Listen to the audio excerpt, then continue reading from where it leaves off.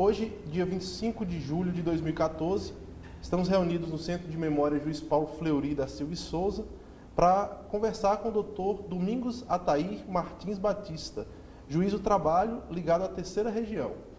Hoje está aposentado, né, doutor? Certo. Boa tarde. Boa tarde. Doutor Domingos, primeiro eu queria que o senhor falasse a data e o local onde o senhor nasceu. Eu nasci na cidade de Itaberaí, fica próximo à velha capital, no dia 15 de agosto de 1921, às 5 horas da tarde. E qual a origem da família do senhor? Eles são mesmo de Itaberaí ou de outros lugares? Não, tanto meus pais todos de Goiás. A cidade de Goiás. De Goiás.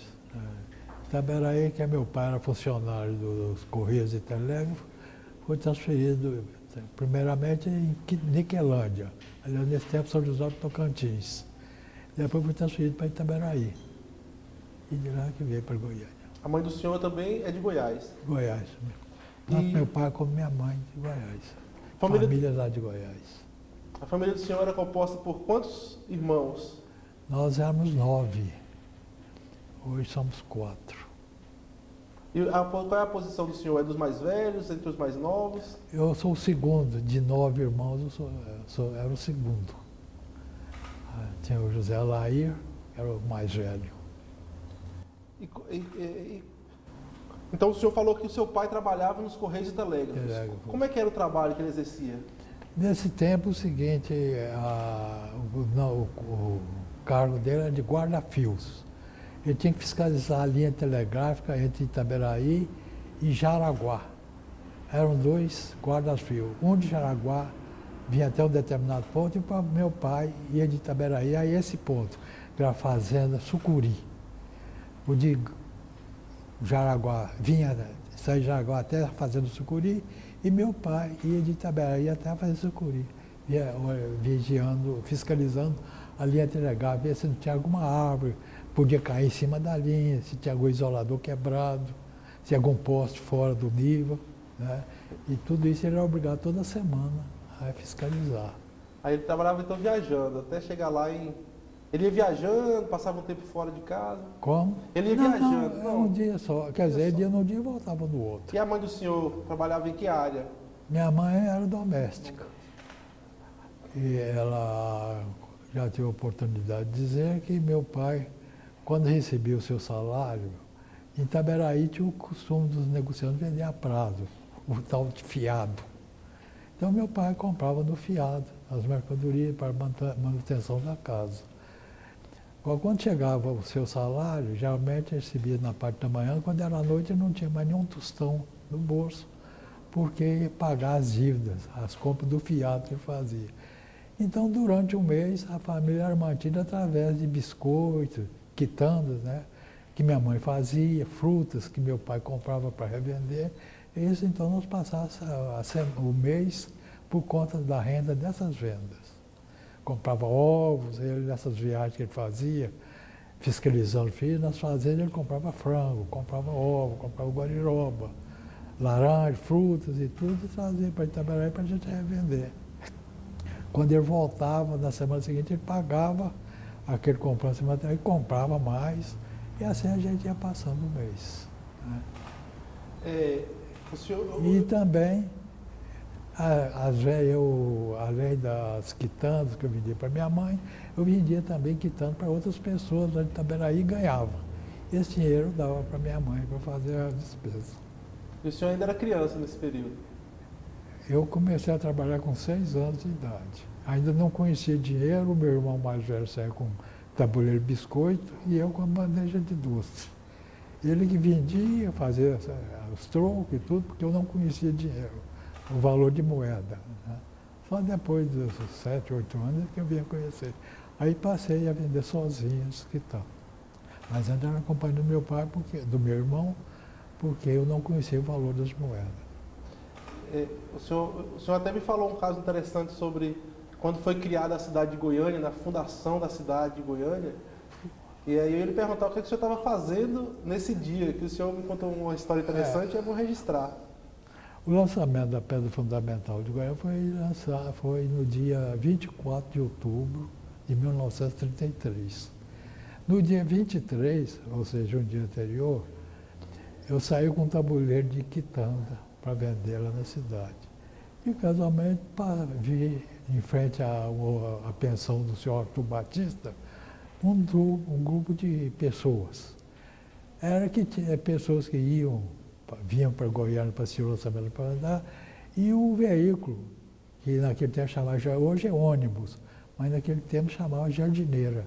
A jardineira quebrou, então o pessoal ficou ali na porta da pensão, que a pensão não tinha condições, estrutura para fornecer refeições fora do horário. Então eles ficaram por ali. Foi papai assim, uma salvação para eles, quando apareci com um tabuleiro de biscoito lá. Aí o senhor João Setuba, que 2 anos depois foi meu professor no Liceu de Goiás, me viu com aquele tabuleiro e perguntou: ô Cabritinho, o que é que você tem desse tabuleiro? Foi bom, aqui tem biscoito de queijo, biscoito doce, pão de queijo, bolo de fubá e brevidade. Ele falou: quanto é que tem aí? Eu falei: tem 12 mil reais aqui dentro. Aí ele contou 12 moedas de R$1.000 e me deu. E pagou.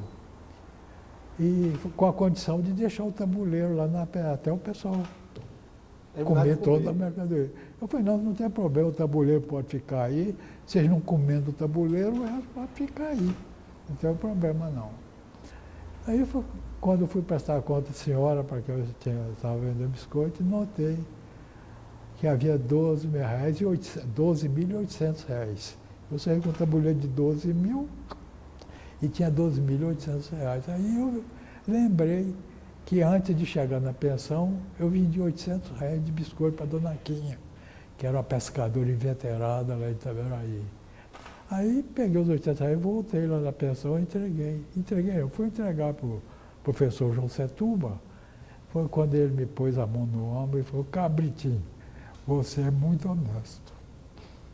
Fica com o dinheiro. Aí ganhei, além dos 20 centavos, dos 20% que eu recebi por ter vendido biscoito, e se ganhei mais R$800, né, por causa disso. Né. Ele deu uma recompensa. Isso foi na véspera do lançamento da Pedra Fundamental de Goiânia, 23 de outubro de 1933. O senhor morava em Itaberaí ainda? Já, morava em Itaberaí, um grupo lá. Quando o senhor era criança, o que o senhor pensava ser quando fosse adulto? Eu nunca tive sonhos assim, porque para mim estudar, eu teria que sair de Itaberaí. Meus pais não tinham condições de me manter fora. Como a gente vivia lá, eu vivia lá vendendo biscoito para a família, vendendo banana para outra família, né, caixote de banana. E vivia assim, carroça de melancia. Vinha fazendeiro vender melancia na cidade. Eu pegava essa carroça para vender para eles. Né? Então era assim, então não tinha a menor condição de estudar fora. Depois, em 35, 34, meu irmão mais velho já estudava em Goiás, trabalhava numa casa comercial lá. Eu terminei o curso escolar, né? Ele então me mandou nesse tempo para entrar no liceu. Você fazia o curso ginasial, a gente tinha que fazer uma espécie de exame de vestibular, que na época chamava de exame de admissão. A gente tinha que fazer exame de admissão para entrar no ginásio. Ele então me mandou um livro, exame de admissão, e falou: você vai estudar, você vem para cá para você continuar os seus estudos. Aí estudei lá em Itaberaí com um amigo, Oséias Vieira da Cunha, né, que tinha terminado o curso ginasial, estava tomando conta de um armazém lá em Itaberaí, e com ele eu fiz os estudos. Em 35 eu fui para Goiás, fui feliz porque consegui passar no vestibular no exame de admissão, né, para o ginásio, e lá fiquei durante 3 anos, morando em casa de parentes. Então não tinha despesa, mas mesmo assim eu ainda trabalhava lá, carregando marmitas para as pessoas, inclusive para esse professor João Setuba, carreguei marmita para a família dele durante algum tempo. E ganhava o meu dinheirinho ali, que ajudava nas minhas despesas. Em 37, final de 37, o liceu veio transferido para Goiânia. Eu então, em fevereiro, 20 de fevereiro de 1938, eu vim para Goiânia e arranjei um cargo aqui de faxineiro na Faculdade de Direito. Aí trabalhei mais ou menos 2 anos, depois tive outros cargos. E quando eu era faxineiro na Faculdade de Direito, fui mandado também fazer faxina na prédio onde estava a OAB, Ordem dos Advogados do Brasil. Tanto que eu tenho uma placa recebida antes de Segundo Barbosa, que a OAB me homenageou o ano passado, em sessão plenária lá da Ordem, né? E me ofereceu uma placa justamente por eu ter sido o primeiro faxineiro da OAB. Era presente na época, tinha o doutor Albatene Caiado Godoy, que era professor da faculdade e presidente da OAB. Ele entrou em contato com o diretor da faculdade, que é o doutor Antônio Borges dos Santos, para que eu também fizesse a faxina lá na OAB. Então eu trabalhava até as 4 horas da tarde na faculdade, depois ia lá para a OAB, que ocupava 2 salas, ali onde hoje é o Tribunal Eleitoral, na Praça Cívica. E lá eu ficava o resto da tarde, por conta do serviço da OAB.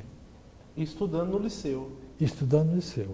Até os 3 anos eu estudei em Goiás. Como meu pai não podia manter, eu estudei sem livros. Estudava em livros de colegas. Quando eu vim para Goiânia, já vim com esse cargo de faxineiro, passei a ganhar R$210 mil por mês. Aí já passei a comprar os livros para me estudar. Mas até o 3º ano, nesse tempo, era em série. O curso ginasial tinha 5 séries.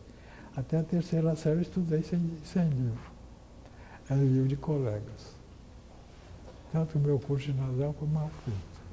E o senhor morou então em Goiás durante um tempo, lá era a capital. Quando a capital foi transferida para Goiânia, o senhor veio. Vim para cá. Como é que era Goiânia quando o senhor chegou aqui? A Goiânia começava pouco tempo, poucos meses depois, a usina, uma tromba d'água levou a usina que era aqui no Jaó. Ali onde hoje está o Clube Jaó, já tem uns escombros lá. Havia uma tromba d'água e levou a usina embora. E ficamos aqui uns 5 ou 6 anos sem energia aqui em Goiânia. A gente estudava à custa de vela ou lanterna, né? Não tinha energia, a não ser no palácio. Depois foi ampliando, e em Goiânia eu cheguei e só tinha 2 ruas, que é a Rua 20, onde hoje eu moro, né? Mas só de um lado, do outro lado era Cerrado. E a Rua 7, que é conhecida Rua 7, porque tinha 7 sobrados que o governo construiu lá para funcionar. Então, a Rua 7 dos 7 sobrados, né? São essas 2 ruas, assim, mais ou menos formal. Mas era uma casa aqui, outra ali.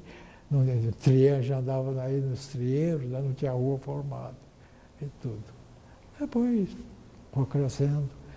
Inclusive na Rua 24 tinha um córrego. Ali eu mandei fazer um terno e em Botafogo, ali onde hoje é o setor universitário, ali é chamado bairro do Botafogo. As construções ali eram feitas de qualquer jeito. Não tinha rua, não tinha nada. A frente de uma casa dava para o fundo de outra. Era assim.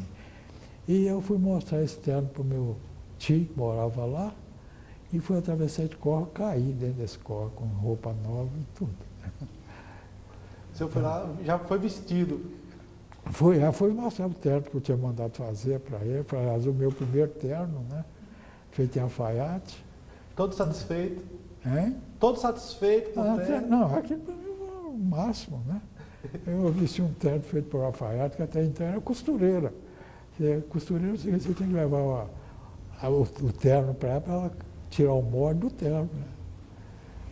O molde, assim, você levava o paletó, ela estendia o paletó lá e cortava o pano de acordo com o seu paletó, né?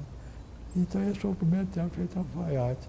Eu caí lá dentro desse rego com ele, né?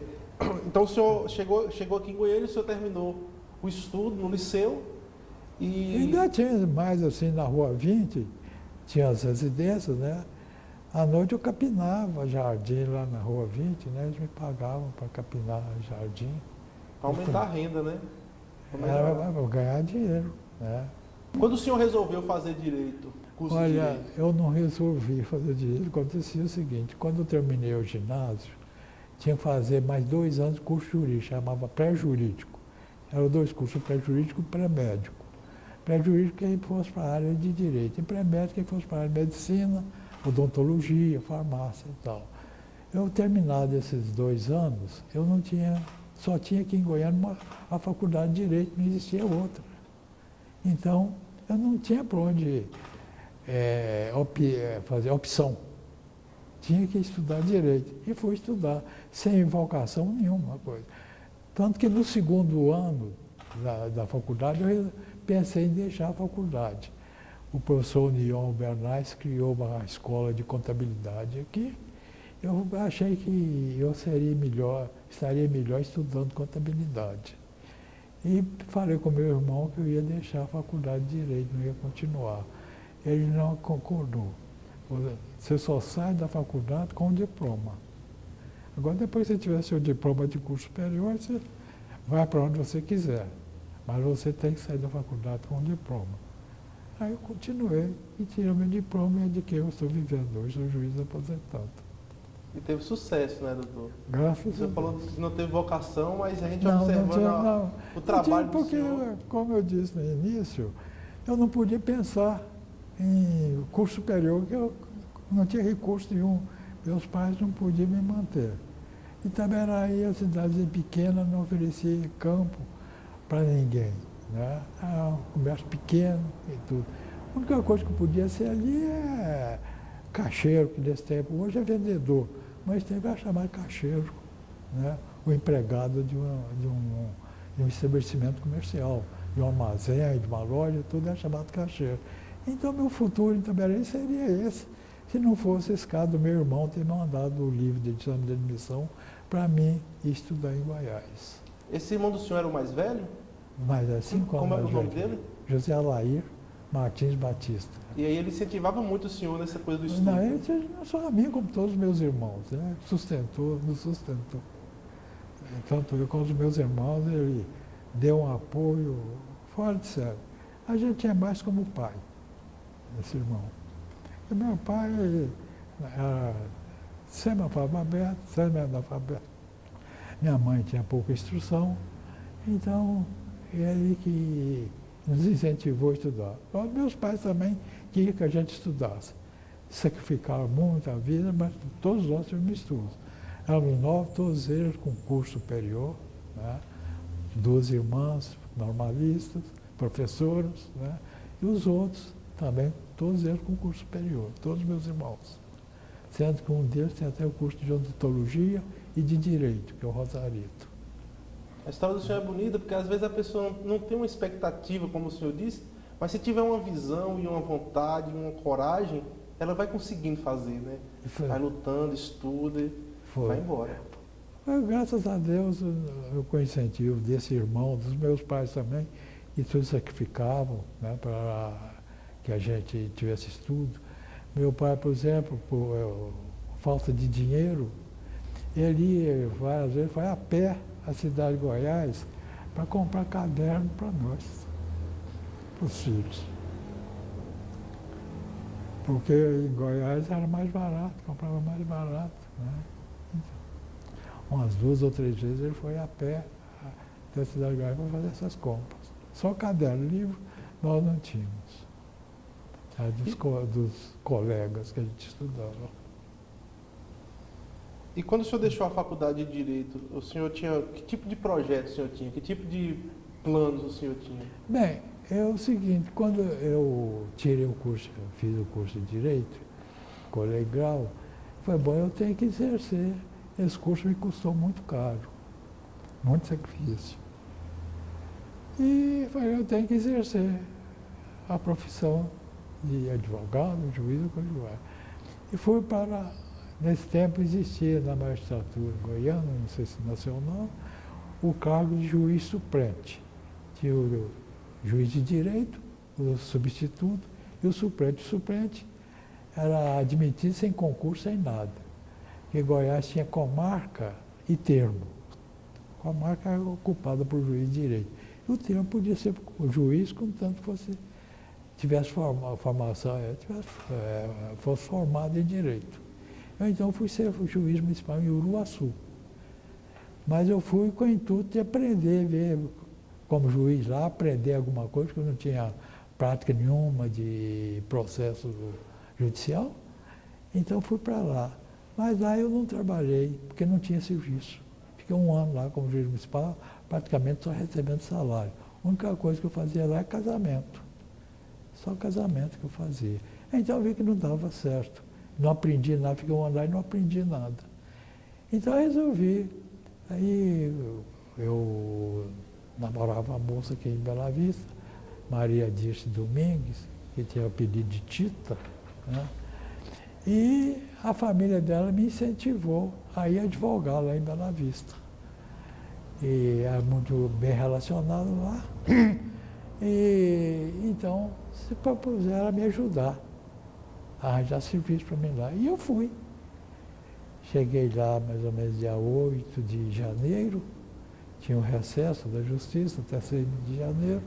Dia 8 cheguei lá, como se diz, só com a cara e a boa vontade, né, de trabalhar. E me considero uma pessoa assim, humilde. A primeira coisa que eu fiz foi visitar os escrivães, que tinha um cartório lá em Bela Vista. E expus a eles, olha, eu me formei o ano passado, conheço, não tenho prática nenhuma de advocacia, nem nada, e vou advogar aqui, né? Eu quero que os senhores me ajudem. O que eu fizer errado aí, pode falar que está errado, eu corrijo, e o que eu não souber, eu quero orientação sua. E graças a Deus todos eles entenderam a minha situação e me ajudaram. Eu advoguei lá durante 4 anos. Aliás, foi de 48 para 54, 6 anos. Quando houve aquela revolução, a morte de Getúlio Vargas, eu vim para Goiânia, né? Aqui vim como gerente aqui de uma firma comercial. E depois, eu já disse, eu tinha 4 empregos no mesmo dia, né? Trabalhava das 6 às 8 da manhã no escritório de um irmão, fazendo a correspondência dele, das 6 à meio-dia na reitoria da Universidade Federal, que estava sendo implantada, ainda não existia curso nenhum. Estava começando, tinha sido criada, e estava o doutor Colemar Natal, que foi o incentivador da criação da Universidade Federal. Ele me convidou para trabalhar na reitoria. Trabalhei poucos meses. E de 1h às 6 eu trabalhava na Secretaria de Viação e Obras Públicas. O doutor Geraldo Rodrigues dos Santos, que era o secretário. E das 8 às 10 da noite, eu trabalhava numa firma de engenharia desse irmão mais velho, José Adair. Então, numa manhã, 6 horas da manhã, eu encontrei na Praça Cívica com o doutor Odilon Barbosa Ferreira, que é presidente da CELV. Nós já tínhamos conhecimento através do meu irmão mais velho, fiquei conhecendo ele. Ele me viu ali às 6 horas da manhã e me perguntou: o que você está fazendo essa hora aqui na Praça Cívica? Eu vou trabalhar. Ele falou: trabalhar essas horas? Eu falei: e o senhor está passando aqui, onde é que o senhor vai? Ele falou: eu vou trabalhar. Falei: então nós empatamos. O senhor vai trabalhar, eu também vou. Ele falou: você quer trabalhar na CEL? Quero, vai ser combinar, porque eu tenho 4 rendas, né? 4 fontes de renda. Se cobrir essas 4 fontes, eu vou trabalhar. Aparece lá na CEL, nós combinamos. Aí fomos lá, realmente. Ele cobriu essas 4 fontes que eu tinha, né? Aí passei a trabalhar na CEL e lá fiquei 14 anos. E comecei como chefe de serviço pessoal, porque no dia que eu fui contratado, o chefe de serviço pessoal foi transferido para a Cachoeira Dourada. Então eu me puseram, dada a minha condição de bacharel em Direito, né? Me puseram como chefe de serviço pessoal. E lá eu fiquei, depois eu fui tendo outros cargos, fui assessor administrativo do diretor comercial, o chefe da auditoria interna, fui secretário-geral da CEL, até que no fim eu fui ser subchefe do departamento jurídico. tinha um departamento de material de compras, né? E depois fui para subchefe do serviço jurídico, do departamento jurídico da CELG. De lá eu deixei para ser juiz do trabalho. E o senhor veio para a Justiça do Trabalho enquanto estava trabalhando na CELG. Como é que se deu esse momento aí? Bom, eu até hoje não sei dizer realmente por que eu entrei na Justiça do Trabalho. Todo sindicato, quando há eleição para voga, antigamente existia o cargo de vogal da Justiça do Trabalho. É o vogal do empregado e o vogal do empregador. Né? Então, quando na época era por 3 anos o mandato, quando chegava na eleição, todos os sindicatos mandavam a lista tríplice para o presidente do tribunal escolher. E aqui em Goiás não tinha tribunal, só tinha em Belo Horizonte. Belo Horizonte era a terceira região, composta de Minas, Goiás e Distrito Federal. Né? Tanto que eu podia ser juiz de qualquer desses lugares.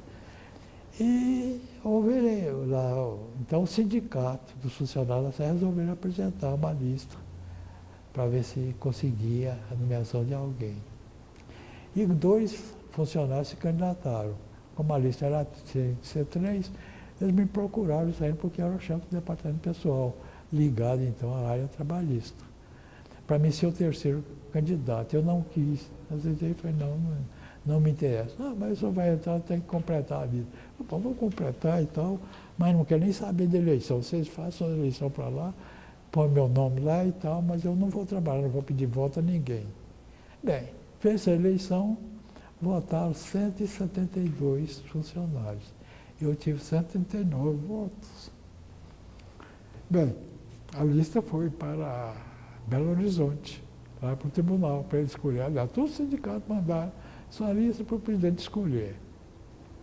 Bem, e um certo dia eu recebo o telefone do Dr. Paulo Fleury da Silva Souza, que dá nome a esse setor aqui. Olha, tem um problema lá do tribunal para o senhor resolver. Eu falo, eu não conheço ninguém lá no tribunal, que problema é esse para me resolver? Aí ele falou, o doutor Herbert Magalhães Drummond, que era o presidente do tribunal, assumiu um compromisso com um sindicalista aqui de Goiânia. Me lembro o nome dele agora. Né? Se o nome dele fosse numa das listas, ele seria escolhido. Agora ele está num dilema. Ele tem esse compromisso com esse sindicalista, mas não quer deixar o senhor de fora, porque o senhor tem uma votação muito bonita no sindicato da CELG. E o senhor é bacharel.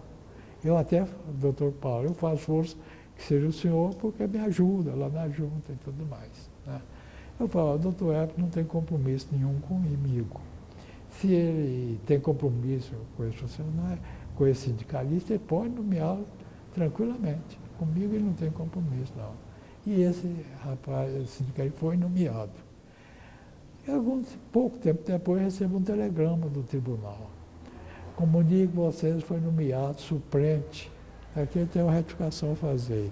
Suplente da 2ª Junta de Brasília. E aí só consta Montes Claros. Mas antes eu, vendo meus dados lá, me lembro, encontrei que eu fui nomeado para ser. Foi a razão que eu fui para Brasília tomar posse lá. Eu fui nomeado suplente da Junta de Brasília. Aí passaram, eu não fui tomar posse. Passaram os 30 dias que eu tinha para tomar posse, não tomei posse. Aí recebi um outro telegrama do tribunal.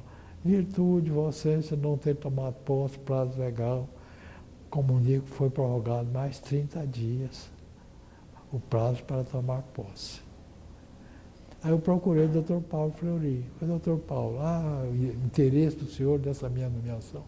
Mostrei o telegrama para ele, até falei, não interferi em nada para você lá não. Falei, não, porque não sei, eu não conheço ninguém no tribunal, estou com esses 2 telegramas aqui. Ele falou, não tem nada. Aí fui para casa, pensei, alguém está interessado nessa minha nomeação, que eu não sei quem é. Procurei meu irmão mais velho, que era muito ligado a área industrial aqui de Brasília, de Goiânia, comércio e tudo mais. Foi alguma interferência sua? Eu não tem nada. Aí ele falou, olha, toma posse. E pronto, vai lá tomar. Aí fui. A Brasília, tomei posse, avisei lá o juiz que eu não queria, não me interessava substituir ele, nada, e voltei para Goiânia. Né? Certo que ia se dar em nada. Quando um dia eu recebo um telegrama do tribunal comunicando para assumir a junta, a segunda junta lá de Brasília. Né? Eu falei, agora que deu, não sei, agora que a vaca vai para o brejo. Porque eu nunca tinha entrado numa sala de audiência trabalhista, nem sabia como funcionava. Né? Aí resolvi, na segunda-feira, ir a Brasília, mas só para comunicar lá que eu tinha recebido essa comunicação do tribunal e que na quarta-feira eu voltaria para Brasília para então assumir a junta. Foi quando o vogal, o senhor bispo, que é a representante dos empregados, vogal dos empregados, falou, não, doutor, tem muita gente esperando o senhor, nós temos que fazer isso aí, tem muito testemunho aí, coisa e tal. Resultado, fiz 14 audiências nesse dia, sem conhecer nada. Também chamei os funcionários, falei, olha, não entendo nada, vocês vão me ajudar, o que eu errar aí pode puxar meu paletó aí que eu corrijo. E assim entrei na Justiça do Trabalho. Aí eu fui. Brasília, tive lá para 2 ou 3 meses, depois fui novamente convocado, fui convocado para Anápolis, Brasília, Brasília fui convocado aqui para Goiânia, tanto na gestão do Dr. Paulo como na gestão do Dr. Erasto Pena Júnior. Né? Aí fui para Uberlândia, Conselho Lafayette, Governador Valadares, Montes Claros, São João del Rei, Juiz de Fora. Né? Trabalhei em toda a cidade como substituto. Já quando eu era fabriciano, eu fui como substituto, como eu tinha feito concurso, aí fiz o concurso em Belo Horizonte para me efetivar na Justiça do Trabalho. E eu estava já em Colégio Fabriciano quando fui nomeado para lá, como efetivo, juiz efetivo. Já como juiz substituto? Já como juiz efetivo. Então, antes de Coronel Fabriciano, todo esse período que o senhor trabalhou como juiz, o senhor trabalhou como juiz suplente? Como suplente. E aí depois o senhor fez o concurso, virou juiz substituto? Suplente. Porque eu, como suplente, eu só ganhava quando trabalhava. Tanto que eu era juiz, era suplente e era funcionário da SEG ao mesmo tempo. Né? Não deixei a SEG de jeito nenhum. Agora, depois que eu fiz o concurso aí, eu tive que abandonar. Qual é a diferença do juiz suplente para o juiz substituto? Não houve diferença nenhuma. O meu trabalho era o mesmo. Como suplente, substituto e efetivo. O mesmo trabalho? É o mesmo trabalho. Julgando do mesmo jeito. Dando sentença do mesmo jeito. Agora, como suplente, o senhor só recebia ocasionalmente, quando o senhor ia lá... Só quando trabalhava. Quando o tribunal me convocava, para substituir lá em Anápolis, o juiz ia lá por 30 dias, ia 30 dias, terminava e voltava para a CELG. Ficava à disposição. E só ganhava quando eu estava lá como juiz. Né? Brasília, mesma coisa. Né? Quando eu fui criar Brasília, hoje tem as 40 e tantas juntas. Né? Quando foi criada a 4ª junta, eu estava em Brasília como juiz. Né? Como era a situação, a realidade das cidades do interior de Goiás, de Minas, até do Distrito Federal, que o senhor trabalhou como juiz suplente? Como era a realidade da Justiça do Trabalho naquele momento? Como é que se dava os trabalhos? Não, o trabalho não havia diferença. Agora, a Justiça do Trabalho tem uma vantagem. Ela só é instalada em boas cidades. É onde há indústria e comércio. Né? Tanto aqui, se for fazer o levantamento, aí só tem junta em boas cidades de Goiás. Então a gente não sentia assim, muita diferença, porque eram cidades grandes, todas elas. Boa estrutura, né? Com boas estruturas, né? Para instalar a justiça, eles examinavam toda a estrutura da cidade, o movimento, né? Trabalhista e tudo mais. Então a gente não sentia assim, muita diferença não. A diferença é a saudade da família, né? Que a gente tem que deixar. É que muitos dos pioneiros da Justiça do Trabalho comentam que naquele início da instituição, quando a Justiça do Trabalho ainda estava se consolidando, tinha dificuldades até assim, por conta de falta de pessoal, falta de material, papel, caneta. Não, a tribuna foi sempre muito eficiente.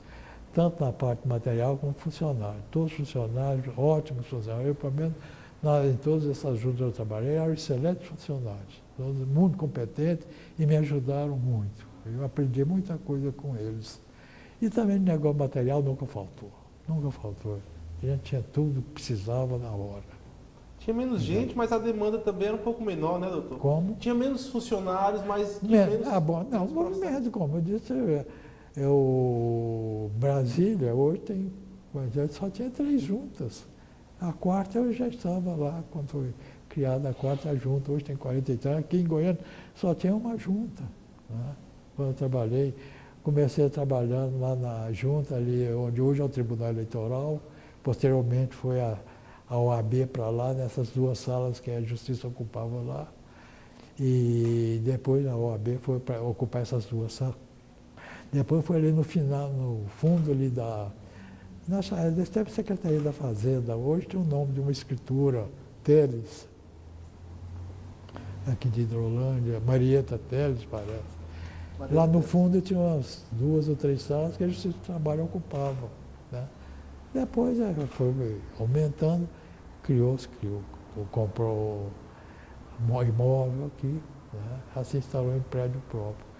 Mas no meu tempo eu trabalhei tanto lá na Secretaria da Fazenda como no tribunal aí da Praça Cívica.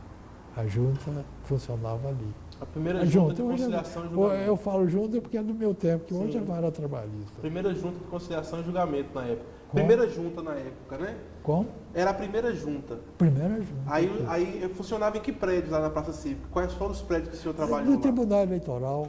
Sim. No tribunal tinham 2 salas ali na entrada, onde depois foram ocupadas pela OAB. Sim. Né? Eu digo que eu fui ser faxineiro lá. Sim. Como era a relação da Justiça do Trabalho com a sociedade desses lugares onde o senhor trabalhou? Bem, O povo tinha conhecimento da justiça? Como era? Isso eu acho que é uma coisa toda pessoal. Eu, por exemplo, sempre, todas as vezes que eu era convocado para assumir uma junta, logo que eu chegava, eu procurava entrar em conhecimento com os juízes locais. E sempre me dei muito bem com eles. Eu digo que é pessoal por isso, porque quando eu fui para o Conselheiro Lafayette, era juiz lá, a doutora Mirtz. E um dos juízes, lá tinha 3 juízes, 3 varas lá em Conselheiro Lafayette. Um dos juízes foi colega de turma da doutora Mirtz. E nunca se encontraram em Conselheiro Lafayette. Ele não procurou, nem ela procurou entrar em contato com ele. Ela ficou mais de ano lá, sem conhecer nenhum juiz do trabalho, juiz de direito. Eu já fiz o contrário. 2 ou 3 dias depois cheguei, fui lá no fórum visitá-los. E aí se engrenamos, todas as festas que eles faziam, coisa, eu tinha que comparecer. Né?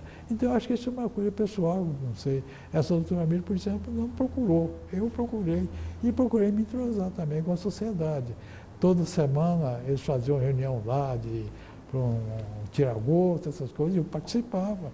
E eram outras pessoas também, não só os juízes, não. Outras pessoas da sociedade participavam e eu também participava. Né? E ali foi me entrosando com eles. Né? Então, então eu acho que, como lá em Montes Claros também, quantos almoços, quantos jantares os advogados lá me ofereceram. E eu compareci, agora nunca deixei de ser juiz. Nunca deixei de ser juiz. Não, eu digo o seguinte, isso nunca influiu na minha maneira de agir como juiz. Se me oferecer um almoço hoje, amanhã eu tinha um processo com um advogado que me ofereceu um almoço. Se não tinha direito, eu não dava direito para ele, não. Não ninguém. claro. Aliás, teve o caso que eu já contei, que a Globo comprou uma fábrica de bicicletas lá em Montes Claros, da Peugeot, e deram logo o nome de a fábrica de Roma, que são as 2 primeiras iniciais do Roberto Marinho. Né? E a Globo dispensou todos os empregados. Aliás, ninguém, tanto a Globo como a Peugeot, deixaram os funcionários a ver navio, né? Não pagaram nada, nenhum direito dos funcionários. E puseram todos eles para fora. Agora não se ficou sabendo, Agora não me lembro bem quem foi que dispensou os empregados, foi a Globo. Eu sei que todos eles foram dispensados, ficaram sem receber nada. A Peugeot dizia que não, que a Globo que era responsável, porque comprou a empresa. A Globo dizia que a Peugeot que era responsável, porque era que tinha contratado e tudo mais. E os funcionários ficaram, então, a quantidade de ações contra a Globo e a Peugeot lá no justiça. Uma tarde, depois da audiência, cheguei no hotel, estava o doutor Cantilho de Freitas, que era o advogado em Montes Claros, e que cuidava dos interesses da Globo, lá na Justiça do Trabalho. Aí cheguei lá, estava o doutor Cantilho com mais 3 rapazes lá no hotel. Eu fiz aquela festa e tal, estava apresentando assim, os amigos são advogados da Globo, que estão aqui na Globo, que amanhã nós vamos ter uma audiência com o senhor, e então vou apresentar o senhor aqui. Aí ficamos conversando ali e tudo mais, né? E eles ficaram sabendo que eu morava aqui em Goiânia. Ah, o senhor é de Goiânia? Eu falei, sou de Goiânia. Ah, nós temos uma grande fazenda lá em Rio Verde. O senhor conhece Rio Verde? Eu falei, não, eu estive em Rio Verde há muitos anos atrás, praticamente não conheço. Ah, não, o senhor vai conhecer, hoje é uma grande cidade, isso, aquilo, tudo. É o seguinte, se o senhor quiser, nós vamos combinar, é o seguinte, nós temos avião, nós mandamos um avião lá em Goiânia buscar o senhor vai ficar conosco lá na fazenda, e lá vai ficar um carro à sua disposição para o senhor ir a Rio Verde conhecer a cidade. Ué, combinado. Não fiz restrição nenhuma, né? Falei, então vamos marcar aqui. Eu falei, não vamos marcar agora por isso, porque nós estamos aqui no final do ano, como o processo está muito grande aí. Do dia 20 de dezembro até 6 de janeiro, tem o recesso.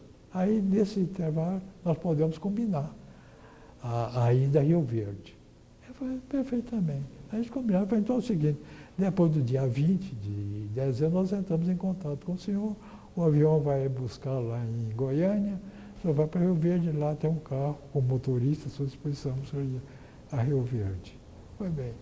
E aconteceu que houve audiência, e 2 ou 3 ou 4 dias depois eu julguei a ação contra a Globo e contra a Peugeot. Né? Essa sentença depois foi confirmada pelo tribunal. Julguei contra ele. E por causa disso, até hoje, eu estou esperando um avião, né, para me levar a Rio Verde, porque eles acharam que fazendo isso eu ia favorecer no julgamento da ação. Né? Como eu julguei contra eles, até hoje estou esperando o avião me levar para Rio Verde e o carro para me levar para a fazenda deles e o carro para me levar para Rio Verde. Eles não falaram mais do convite. Não tocaram mais no assunto. Não, porque eles acharam que eles me fazendo essa proposta, essa oferta de um avião, fazer Rio Verde, eu fosse modificar o meu pensamento no julgamento da ação. Como eu julguei contra eles desfizeram o compromisso comigo. Desculpa que até hoje eu estou esperando esse avião. Não tem nada a ver uma coisa com a outra, né? Nada a ver uma coisa com a outra.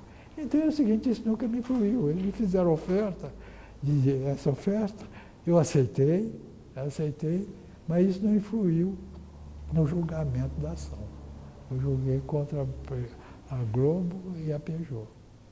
O doutor Paulo Fleury. Então é assim eu fazia, lá em Montes Claros, todos os lugares onde eu estive, nunca tive dificuldade, não. Sempre mantive bom relacionamento.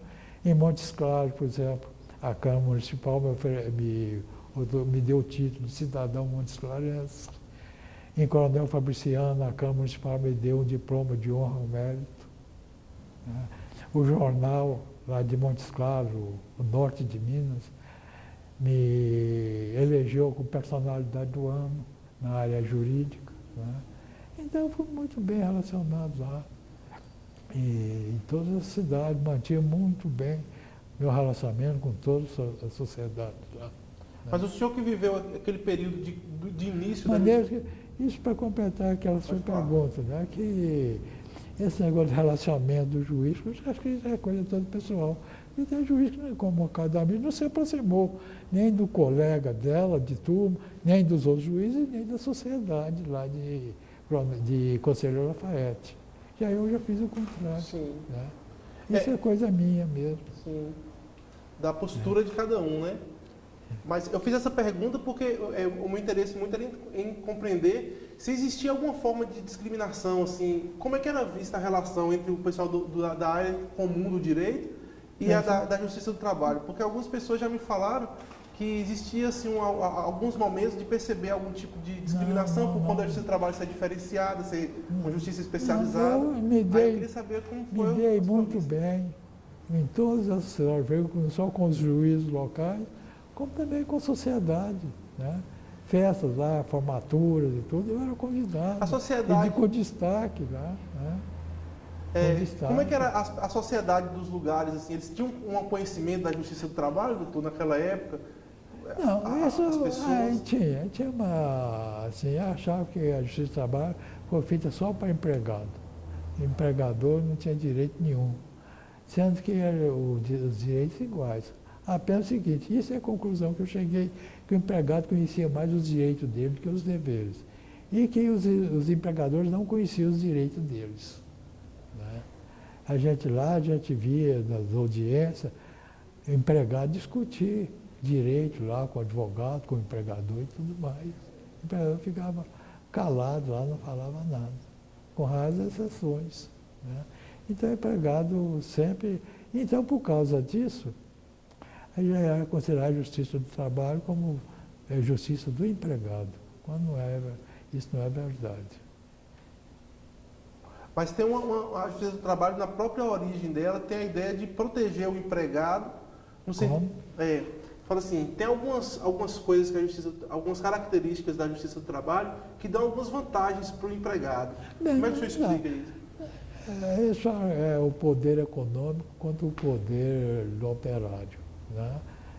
Então, o empregador sempre tem mais condições de enfrentar uma situação na Justiça do Trabalho, porque podia contratar advogado, bons advogados e tudo. Hoje já o empregado nem sempre, tanto que na Justiça do Trabalho o empregado pode fazer sua reclamação pessoalmente, ele não precisa de advogado. Tanto que na Justiça, nas varas trabalhistas, antigamente junta, tem até um empréstimo próprio para o empregado que não tem advogado. Tem aquele empréstimo, tem um atermador, um funcionário lá para tomar por tempo, ele vai lá e declara os direitos que ele tem, o empregado passa e pronto, dá início à ação.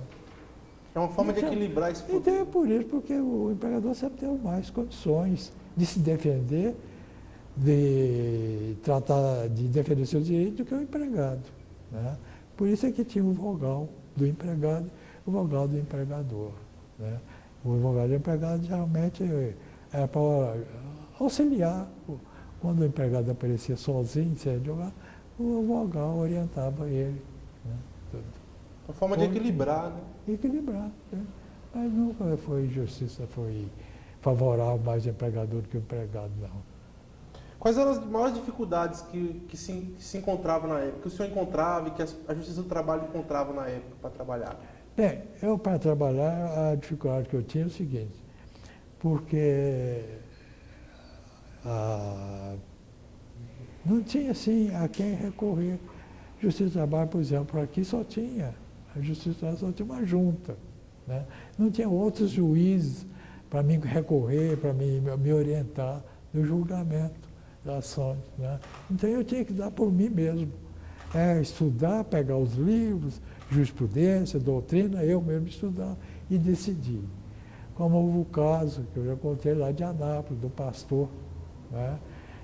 Que o pastor da igreja evangélica, com sede em São Paulo, entrou com uma ação contra a igreja.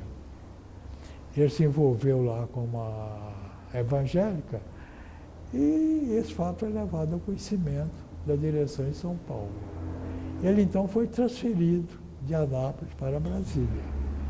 E ele tomou essa transferência como rescisão indireta do contrato de trabalho. Então entrou com uma ação na trabalhista reclamando seus direitos, dizendo que tinha sido indiretamente, o contrato dele tinha sido indiretamente rescindido com essa transferência para Anápolis. Eu, a princípio, achei que eu tinha onde consultar, onde arranjar elementos para julgar essa ação, porque pouco antes aconteceu em Belo Horizonte de um padre entrar com ação contra a arquidiocese lá. E acontece que também o senhor arcebispo dispensou, mandou que um dos padres lá da arquidiocese fosse tomar conta de uma fazenda que a diocese tinha em Minas, lá numa cidade ali próxima a Belo Horizonte. E dispensou ele de todas as ordens. Ele foi para lá para tomar conta da fazenda, até de celebrar a missa. Ele foi dispensado. E tempo depois ele entrou com ação na Justiça do Trabalho, reclamando que ele era empregado da arquidiocese. Isso teve uma repercussão nacional e tudo mais, e eu acompanhei pelos jornais. O juiz lá de Belo Horizonte julgou procedente a reclamação do padre, deu ganho de causa a ele. A arquidiocese recorreu para o tribunal deu ganho de causa para o padre. Depois foi para o superior, aí já não acompanhei mais. Então eu achei que isso ia servir de parâmetro para mim julgar essa ação do pastor. Mas depois, examinando bem, um caso e outro, eu vi que era completamente diferente. Completamente diferente. E eu fiquei assim, sem saber como decidir. Aí consultei jurisprudência de vários tribunais, de São Paulo, Minas, de Rio de Janeiro, Pernambuco, Rio Grande do Sul, para ver se achava um caso mais ou menos semelhante, para me basear, porque não era um caso inédito na época. Né? E não achei. Eu falei, bom, então eu vou ter que decidir por mim mesmo. Não tive, justamente a dificuldade que eu encontrei, não tive um juiz ali ao meu lado para me ajudar. Como hoje, por exemplo, aqui são 40 e tantas, 48 juntos, e se o juiz tiver dificuldade, que ele pode consultar o colega dele lá, ao lado e tudo. Reunir ali, dar uma orientação para ele, se ele tiver dificuldade e tudo. Ele teve que agir sozinho. E fui feliz porque julguei o pastor carecedor de ação, o tribunal confirmou, mas foi sozinho. Né? Eu tive que, por mim mesmo. E qual foi a decisão do Não senhor? tive a quem consultar. O senhor julgou... Então essa dificuldade eu encontrei. Né? E qual foi a decisão do senhor nesse julgamento? Nesse caso, Sim. eu julguei carecedor, quer dizer, o pastor não tinha direito nenhum. Né? Eu julguei que o caso dele estava na área espiritual e não na temporal. Né? Na temporal, a justiça comum, a justiça da terra, né? Que tinha que julgar. Mas ele tratava na área espiritual. Então ele não tinha relação de emprego nenhum com a igreja. Né? Ele não E recorreu? esse caso até o seguinte, teve repercussão em São Paulo e no Rio de Janeiro. Em Minas não teve. Tanto que poucos dias depois, eu estava fazendo audiência quando o diretor da secretaria me procurou, tem um advogado de São Paulo querendo fazer uma entrevista com o senhor. O que será? Então eu falei, manda ele, se ele puder esperar terminar a audiência, eu vou atender. Terminar a audiência, atendi. Ele se apresentou como um dos diretores da OAB de São Paulo. E que a OAB tinha tomado conhecimento da minha sentença.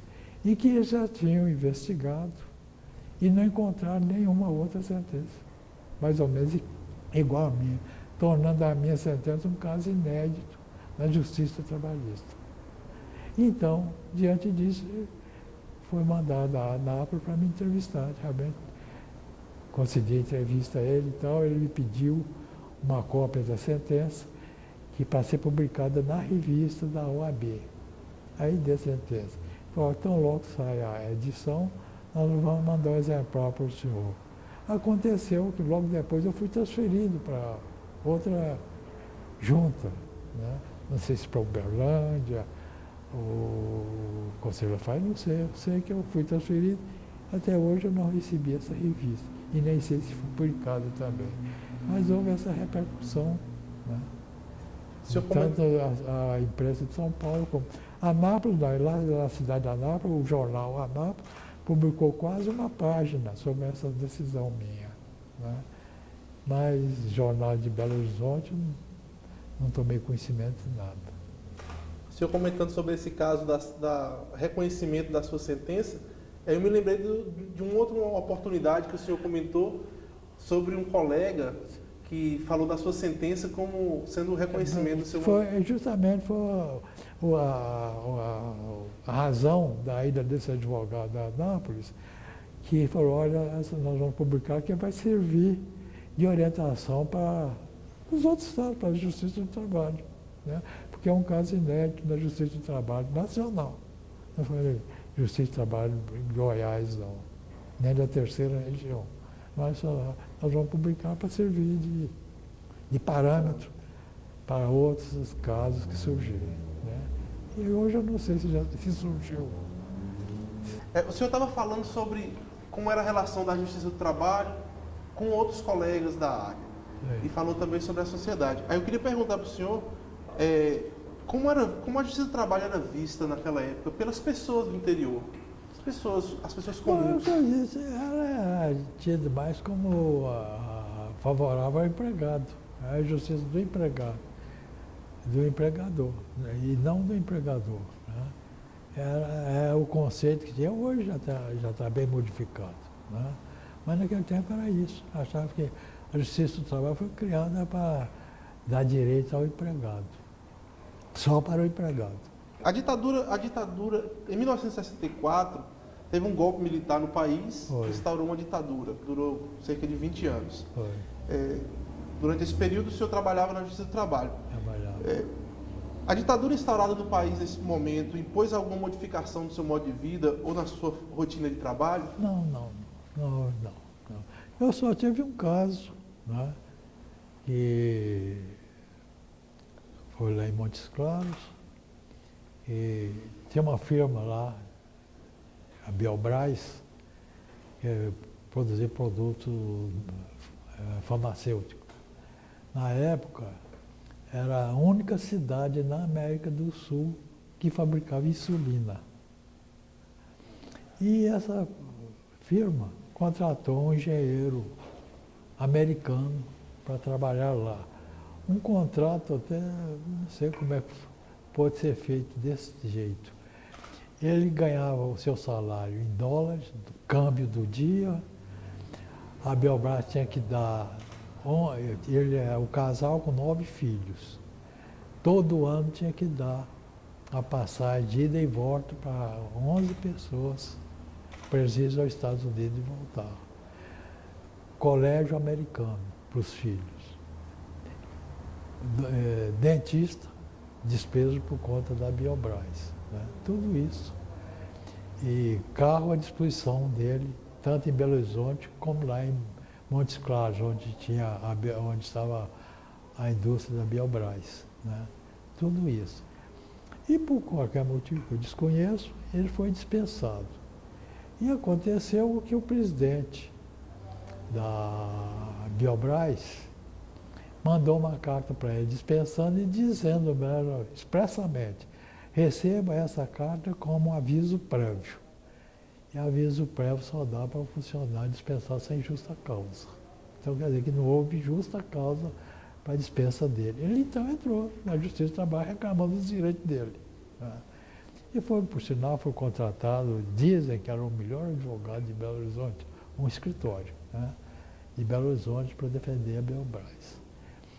E eu então fui procurado pelo comandante do Exército lá de Montes Claros, que me alegou que o governo tinha interesse em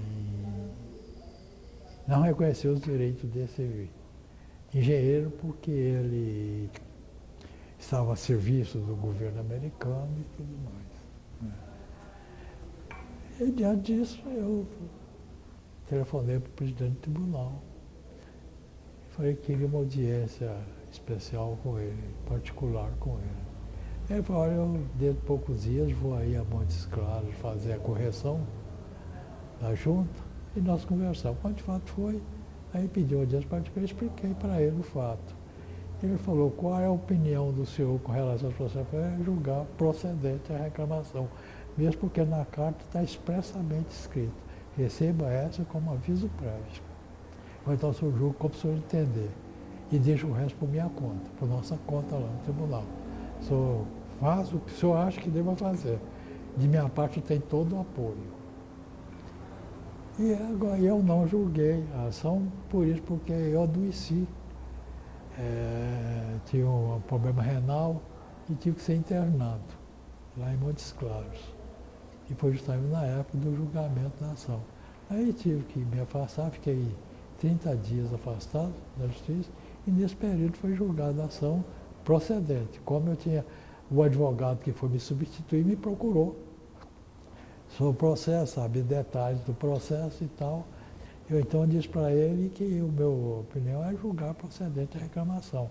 Agora restava examinar as verbas que ele estava pedindo, essa questão de passagens aéreas, né, dentista, colégio, se incorporar isso tudo ao salário do engenheiro. Isso eu precisava examinar. E ele julgou, dando todos os direitos para esse engenheiro. Né?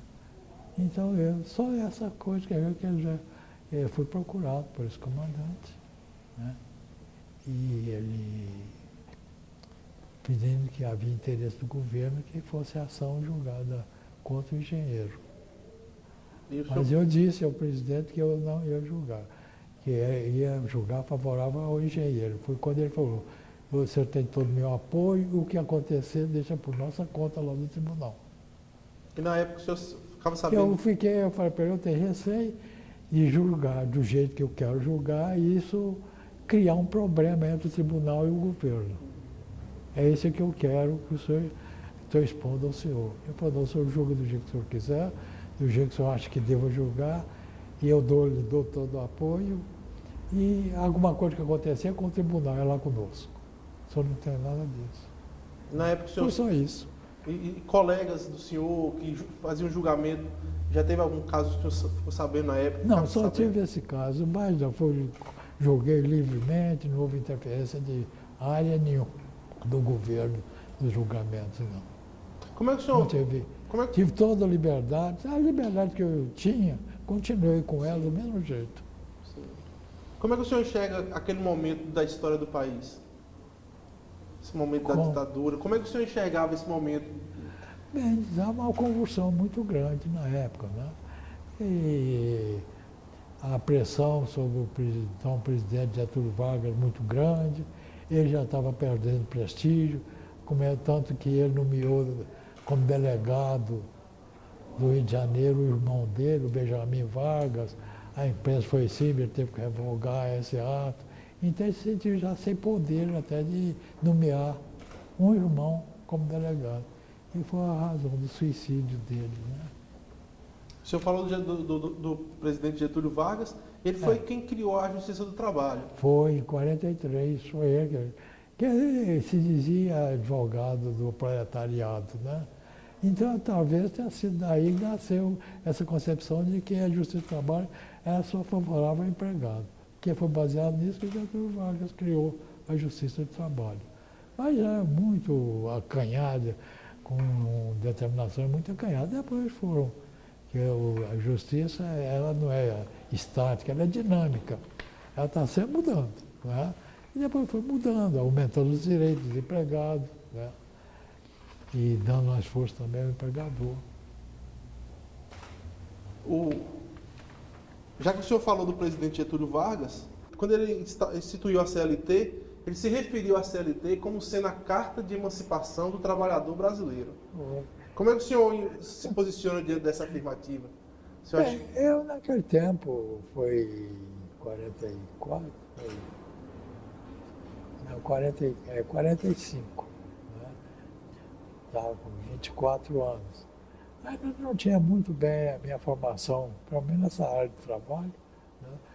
Mas aquilo foi uma necessidade para o país, né? O empregado até então era o que hoje é chama de trabalho escravo, né? Só tinha direito a férias, mais nada, trabalhava de sol a sol, não tinha qualquer outro direito. E com essa legislação trabalhista, começando a dar alguns direitos para ele, depois foi aumentando essas vantagens do empregado, as férias, antes as férias, 20 dias úteis. Hoje não, são 30 dias corridos. Né? E outras coisas, mas hora extra, né? Tem o horário de trabalho, porque foi estabelecido o horário de trabalho. Antes eu trabalhava só. E aí, com a lei trabalhista, não passou a trabalhar só 8 horas por dia, com uma ou 2 horas de descanso, tudo mais, dando um intervalo aí para a refeição e tudo mais. Hoje já tem o vale transporte, o vale refeição, né? Ele está sempre mudando, e sempre para melhor, sempre para melhor. A gente falou da ditadura, em um país como o Brasil, marcado historicamente pelo autoritarismo, como é que o senhor avalia a nossa democracia hoje? Não, isso é uma coisa que já tardou muito a chegar no Brasil, né? Mas foi uma mudança que o Brasil precisava fazer, sair do regime da ditadura para o regime democrático, né? Infelizmente, aconteceu tudo isso sem sangue, sem nada, né? Democraticamente, né? A deposição do Getúlio Vargas foi quando começou a despontar a democracia aqui no Brasil. Foi feito assim de maneira muito triste, né? Ele acabou se suicidando, mas fez tudo de maneira tranquila e tudo mais. E vem sendo aprimorado, até um certo abuso, né?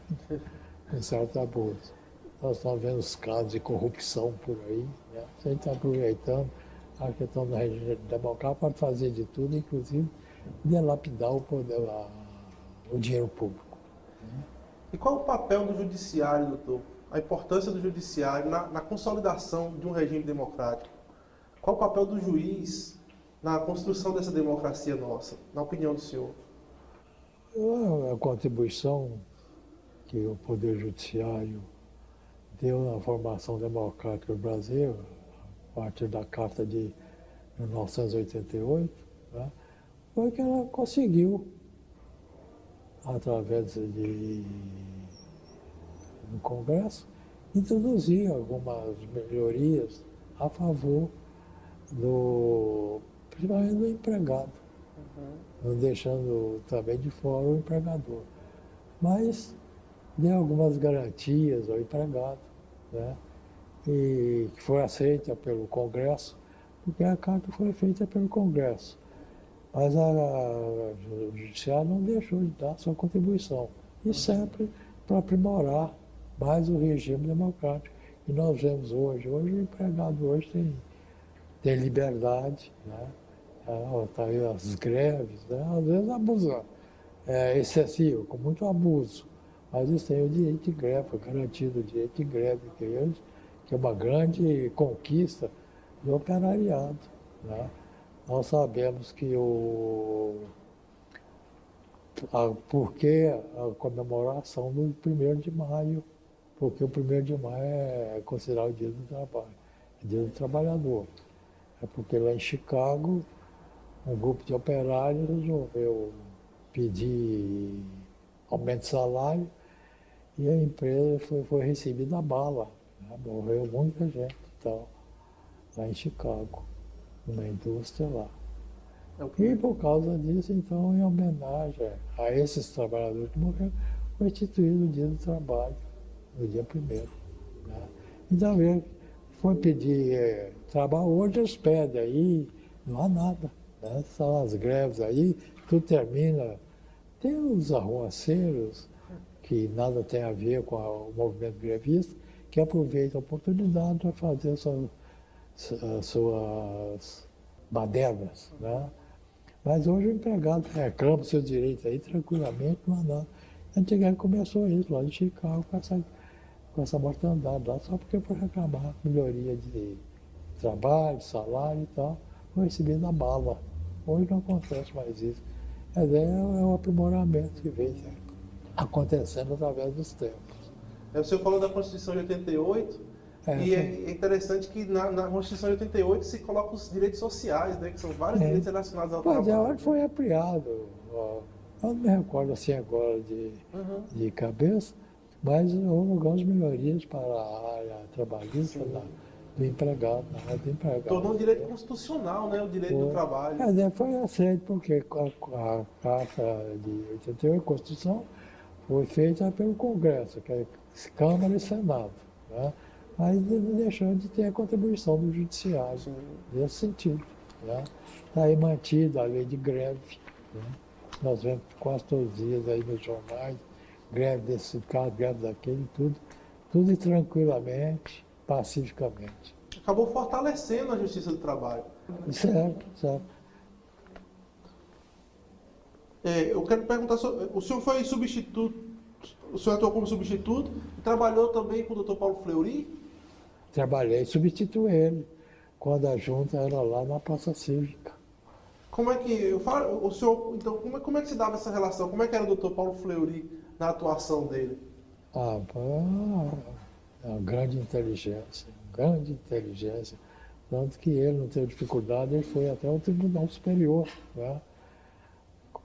Ele foi para o Tribunal Regional, depois foi substituído lá no Tribunal Superior.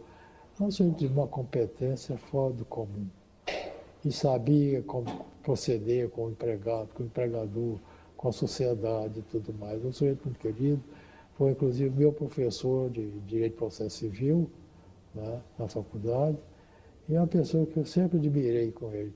E sempre nos meus julgamentos eu procurava por parâmetros do julgamento dele. Procurava um julgamento dele, uma sentença dele para me basear. Porque é muito inteligente, muito ponderado e muito criterioso. É uma pessoa invulgar, o Dr. Paulo Fleury.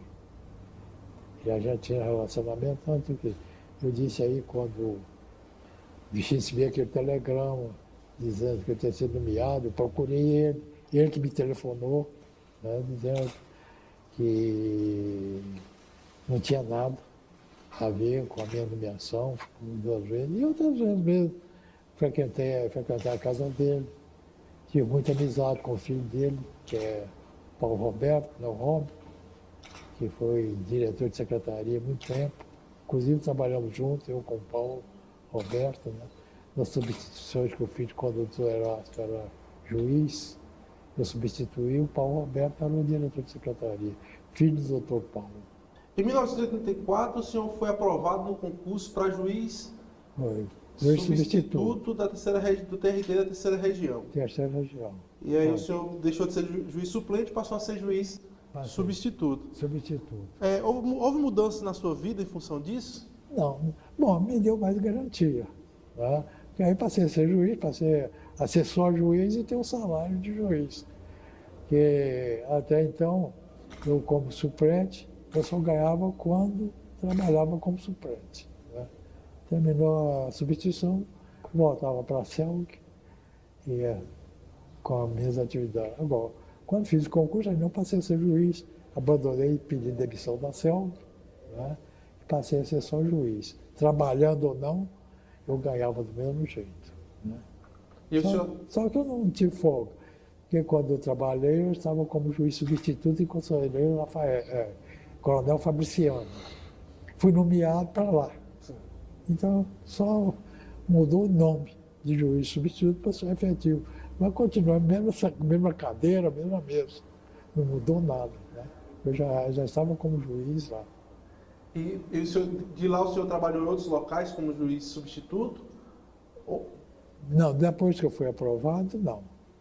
Eu só trabalhei em Coronel Fabriciano, porque eu estava com substituto lá em Coronel Fabriciano, lá como suplente. Né? Aí foi nomeado juiz substituto lá para Fabriciano. Sim. Eu já estava lá, então só mudou o seguinte, deixei de ser suplente para ser substituto.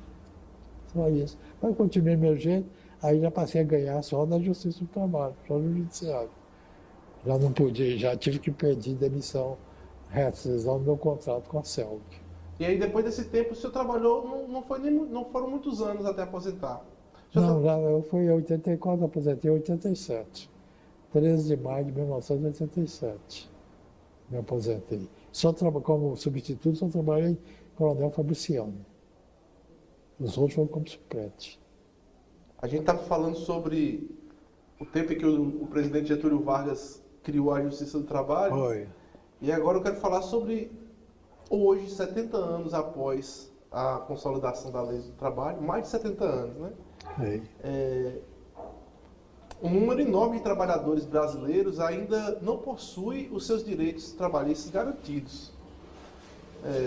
Como é que o senhor avalia essa realidade hoje?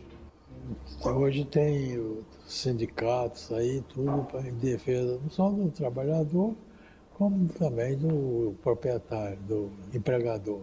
Né? De maneira se há alguma deficiência no exame dos direitos do trabalho, isso mais por conta do seu sindicato, que não está zelando pelo direito deles. Porque o direito eles têm. A Constituição aí está garantindo tudo mais, e outras vantagens têm sido atribuídas mesmo depois da Constituição. E o sindicato, justamente isso é para amparar esses direitos do empregado. Se ainda existe empregados julgando sem direito, aí a culpa eu culpo mais ao sindicato dele, que não está zelando pelos direitos dele. Analisando a Justiça do Trabalho da época que o senhor atuava como juiz suplente, depois como substituto, e o que a gente tem hoje da Justiça do Trabalho, o senhor pode ver as estruturas, um maior número de varas, uma maior... como é que o senhor vê essa mudança? Bom, as mudanças... Eu, quando me aposentei, em 13 de maio de 1987, eu estava tão esgotado com o trabalho de juiz, porque eu estava em Coronel Fabriciano fazendo 45 audiências por dia. Eram 37 iniciais e 8 instruções.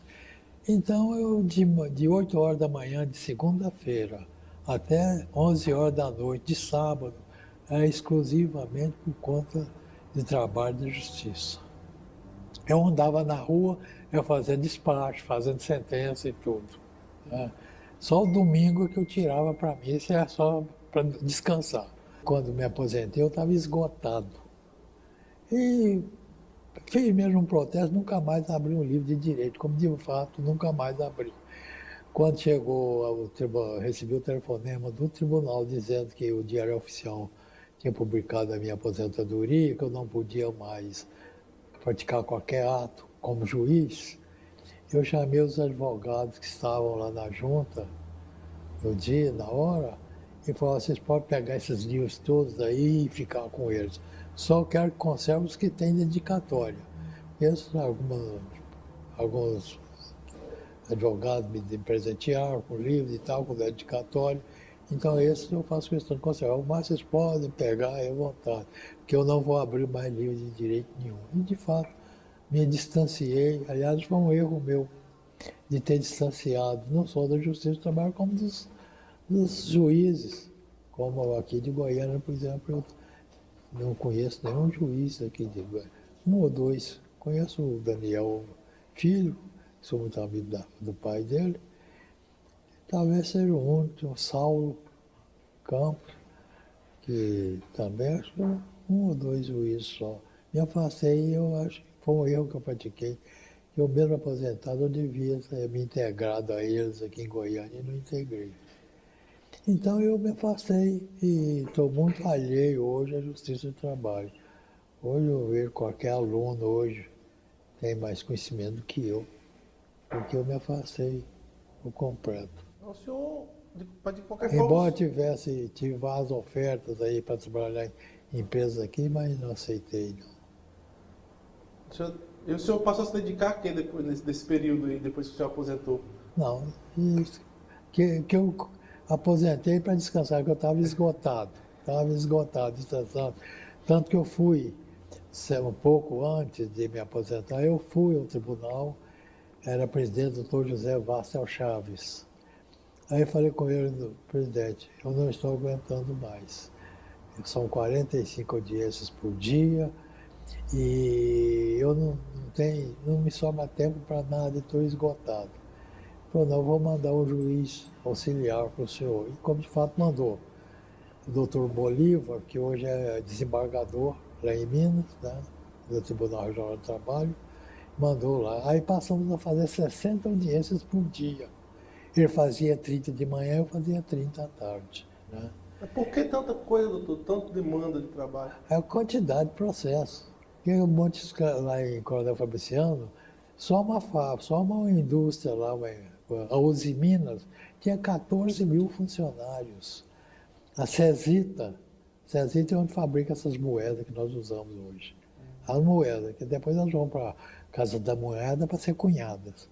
Mas é lá que se fabrica essas moedas, a Cesita. Tinha 7 mil empregados. E a Cenibra, que é um consórcio Brasil e Japão, para a exploração dessa Pinheiro, né? E só 4 mil. Que é só era 14, 21, 25 mil empregados nessas 3 indústrias. Então o movimento é muito grande, grande para uma junta só. Hoje já tem, só Monte lá em Coronel Fabriciano, já tem 3 juntas. E Ipatinga, que é onde está essa indústria da Uzi Minas, que era subordinada a Coronel Fabriciano, tem 3 juntas, né? Que no meu tempo era uma só, hoje são 6, né? Dado o volume de trabalho. Então não tinha tempo para nada mesmo. Estava esgotado. Então pedi, razão, quando aposentei, eu queria desligar de tudo. Queria falar em justiça do trabalho, não queria nada.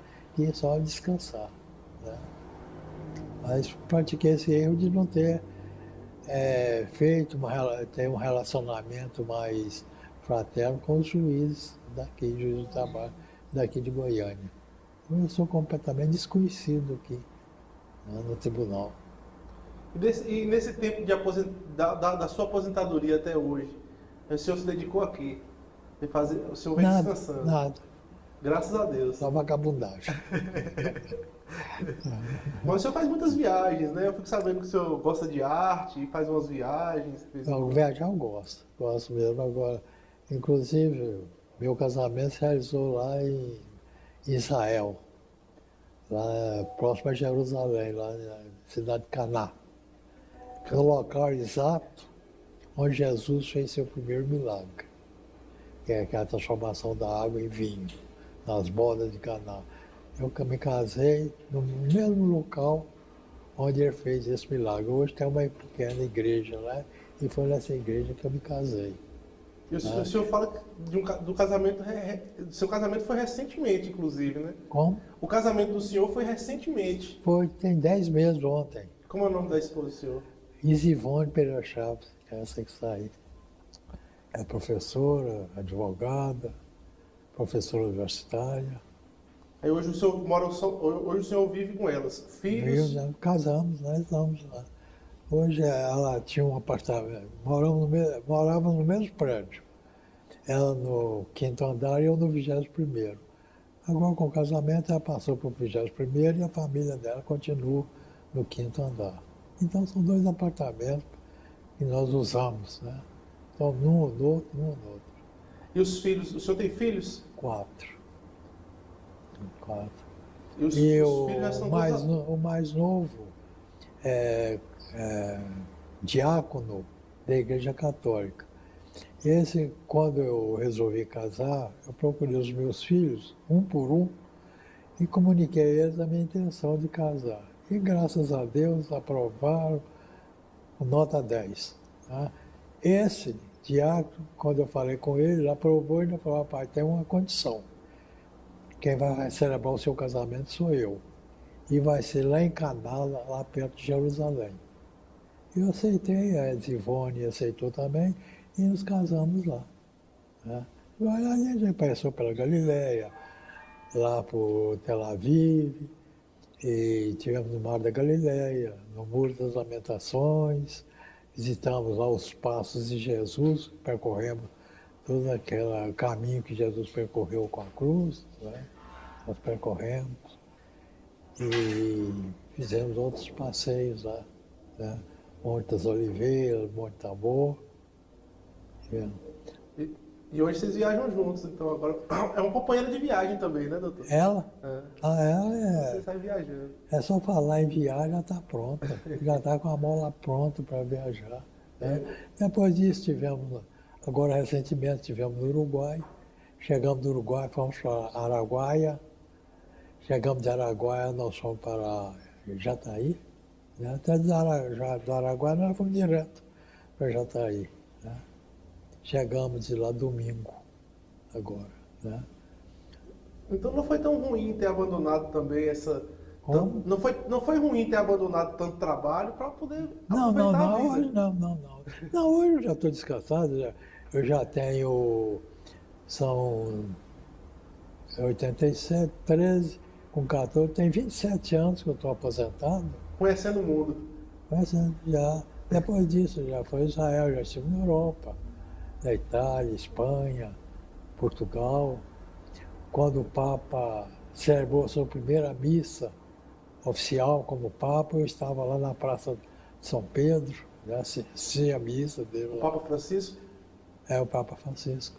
Ele celebrou agora a sua primeira missa como Papa, dia 19 de março do ano passado. Eu estava lá na Praça São Pedro, assisti a missa dele lá. Né? Nada como ver pessoalmente, né? Ser testemunha da história. Foi lá.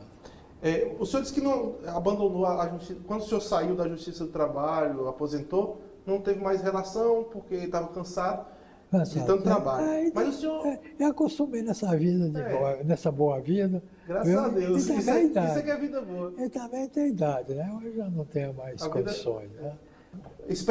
Na época que o senhor trabalhava como juiz suplente, tinha essa noção de que a Justiça do Trabalho ia tomar essa dimensão tão grande que é hoje? Não. A gente sabia que ela ia crescer como estava crescendo, já no meu tempo. Né? Já estava crescendo. Mas que chegar onde chegou, não pensava nisso, não. Né? Porque hoje já está muito bem estruturada, muito bem administrada. Né? Hoje, tanto que abre um concurso aí para juiz do trabalho, com milhares e milhares de candidatos. Dar o conceito bom que ela tem para o país. Né?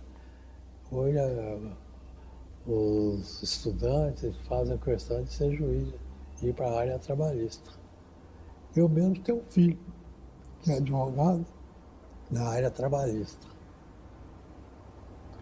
Então, o senhor, com essa experiência de juiz da Justiça do Trabalho, durante muitos anos, e agora um filho que vai ser, também se interessa por essa área, que orientações, que palavras o senhor diria a um estudante de direito que quer ser juiz na área trabalhista?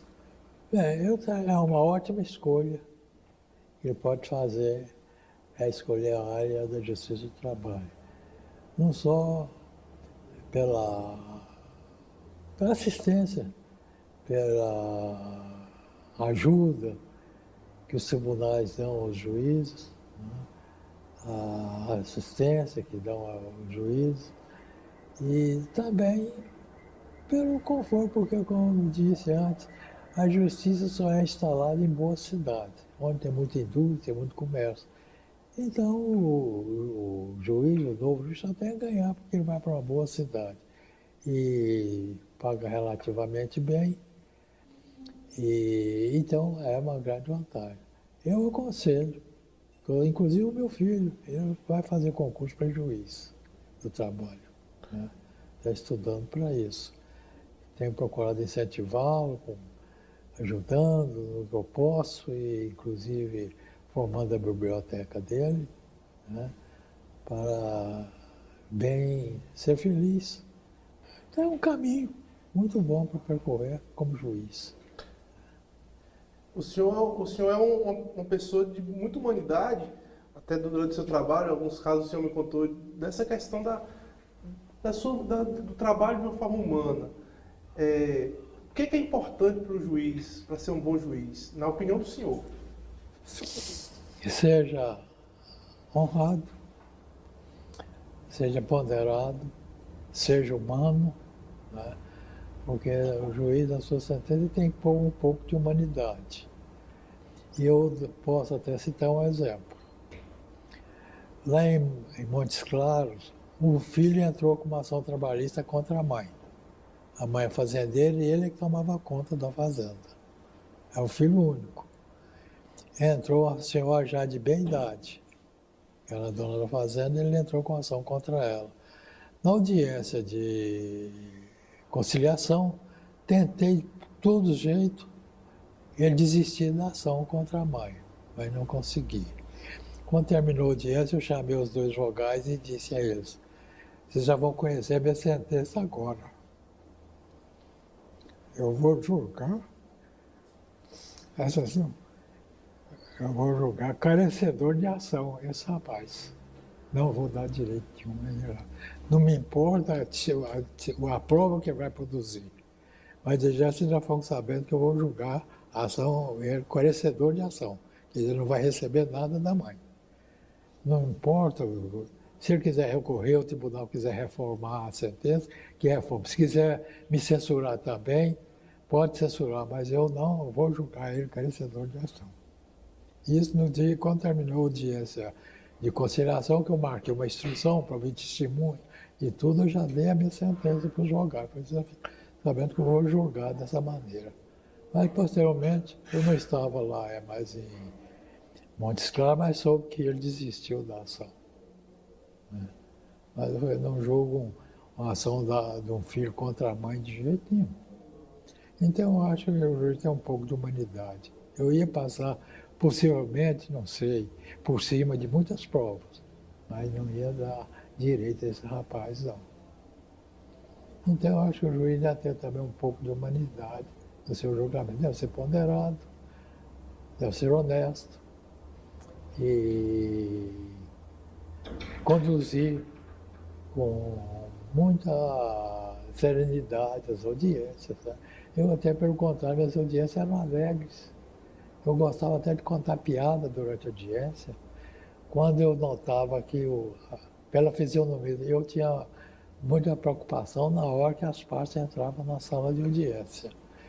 Eu prestava muita atenção na fisionomia do empregador e na fisionomia do empregado. Se eu via que as fisionomias estavam carregadas, eu falei, bom, ali vai ser difícil um acordo, porque parece que um estava muito magoado contra o outro e tal. Aí contava piada, né? E piada contada por juiz, quando mais sem graça que aceita, todo mundo acha graça. Então todo mundo ria ali, o empregador ria, o empregado ria e tal, bom, agora já vamos fazer o acordo. E sempre deu certo. Na maioria dos casos deu certo. Eu achava que não ia ter acordo e acabava fazendo acordo. Né? Teve um caso lá em Conselheiro Lafayette que aconteceu isso. O empregado estava tudo cara barrado um com o outro.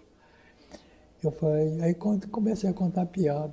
Né, para eles, eles acharam muita graça e tal. Resultado, foi feito o acordo, o pedido é de R$ 1.500, foi feito por R$ 500 em 5 prestações de R$ 100. Aí, na hora, terminando a audiência e tal, o empregador, o fazendeiro, me procurou, olha, doutor, eu queria, se o senhor não leva a mal, eu queria convidar o senhor, isso era na sexta-feira, era o meu último dia lá em Lafayette. E já estava passagem a comprar para ir para Uberlândia. Segunda-feira tinha que assumir a junta de Uberlândia. Eu queria convidar o senhor para domingo e almoçar lá em casa. Meu filho mora aqui, tem uma caminhonete, a caminhonete até nova e tal, e quero convidar. Infelizmente, eu não vou poder aceitar seu pedido, porque eu já estou de mala pronta para ir para Uberlândia. Segunda-feira eu já estou fazendo audiência lá em Uberlândia. Eu falei, mas eu queria tanto falar, só tem um jeitinho tão jeitoso de conversar com a gente, né? E a gente acaba concordando com o senhor, né? E fez acordo que essa é. Antes não tinha conversa com ele. Aí fui levando ele, contando piadas e tal. Aí eu falei, o senhor pode oferecer qualquer importância. Então oferece R$ 10. Eu falei, tá bom, vamos fazer um acordo. Chamei o empregado já baixou de 1.500 para 1.200 e tal. E ele foi levando para 50, 100 e acabou fazendo por R$ 500 em 5 parcelas de R$ 100. Mas assim, então minhas audiências são muito alegres. Houve um caso também lá em Juiz de Fora, que eu cheguei e logo tomei conhecimento lá com os advogados e tal, inclusive um que era diretor da OAB lá de Juiz de Fora. E esse advogado sempre, quase todos os dias, Ele assistia às minhas audiências sentado numa poltrona, tinha assim, um pouco afastado lá da área onde a gente trabalhava, né? E eu encabulei. Quase todo dia estava lá. Aí eu chamei o diretor de secretaria e perguntei a ele, falei, olha, não esqueço o nome, é costume a OAB mandar diretor aqui para a junta fiscalizar os juízes? E naturalmente eu achei, falei, você vem, quer saber como é que eu trato as partes, como é que eu trato os advogados e tudo, né? Pensei assim. Aí ele deu uma risada, falou, você não sabe por que ele está aí todo dia, não? É que ele acha as audiências do senhor muito engraçadas, então ele vem para cá para rir, né? Era assim que eu fazia os meus audiências. Ela sempre contava piada só para desanuviar o ambiente, ver se melhorava a fisionomia das partes, para fazer acordo. E fui feliz com isso. Na maioria dos casos eu consegui fazer acordo quando eu pensava que não ia dar nada. A ideia... Pode falar. Pode falar. A ideia de ser conciliadora já é um princípio da própria justiça do trabalho. Então acho que isso faz parte do juiz, ele olhar essa parte das coisas, não é porque está enfesado, eles vão tratar ele com autoritarismo, com prepotência, não, nunca tive isso não. Sempre fiquei amigo de todas as partes, todos os advogados, né? Eu achei muito interessante essa coisa do senhor falar da alegria como uma forma de trabalho, um modo de trabalhar. Não, eu achava que, acho que todo juiz fazia isso. Ele ia lucrar muito. Porque parece que hoje o volume de ações que entram diariamente, a gente vê aqui no tribunal, diariamente é dezenas e dezenas de ações.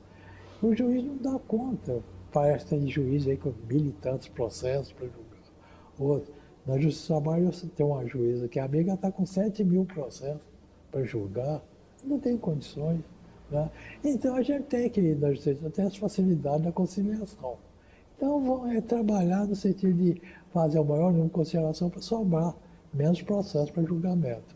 E era o que eu procurava fazer dessa maneira. Se estava enfesado, cara e fechada um para o outro, eu procurava brincar, contar piada e tudo. É porque a ideia comum que se tem do juiz. Nunca fui, por exemplo, às vezes a testemunha cai em contradição. Eu não falava, só errou isso, né? Eu falei, meu amigo, tu me deixou em dúvida agora com essa resposta sua e tal. Vamos ver se nós esclarecemos isso aqui, para a testemunha também não ficar assim, constrangida, né? Achando que acha que qualquer coisa que fizer contra o juiz pode ser presa e tal, né? Então eu procurava assim conciliar e não mostrava que a pessoa estava errada. Não. Você me deixou em dúvida com essa resposta sua assim, e eu preciso esclarecer que eu vou julgar uma ação. Alguém vai perder aqui desses dois aí, um vai perder, porque não há empate. Aqui não é jogo de futebol não, que tem empate, né? Aqui não, um tem que ganhar. E se um ganha, o outro perde. Então, você tem que esclarecer. Eu não conheço o assunto, por exemplo, o que o senhor está alegando aí contra ele, o que ele está alegando contra ele, eu não vi, não estava presente. Como é que eu vou julgar se eu não estava presente? Então, é as testemunhas que vão me esclarecer. Então, é isso que eu quero que o senhor me esclareça bem esse fato assim, houve assim. Aí eu esclareci e tudo, voltava atrás. Né? Porque a nossa tradição jurídica... Agora eu sempre nunca tive dificuldade para descobrir que testemunha é mentirosa. Nunca tive. Tanto que quando eu saí de Montes Claros, eu deixei lá com o promotor por lá 7 ações, quer dizer, 7 pedidos para processar testemunha mentirosa.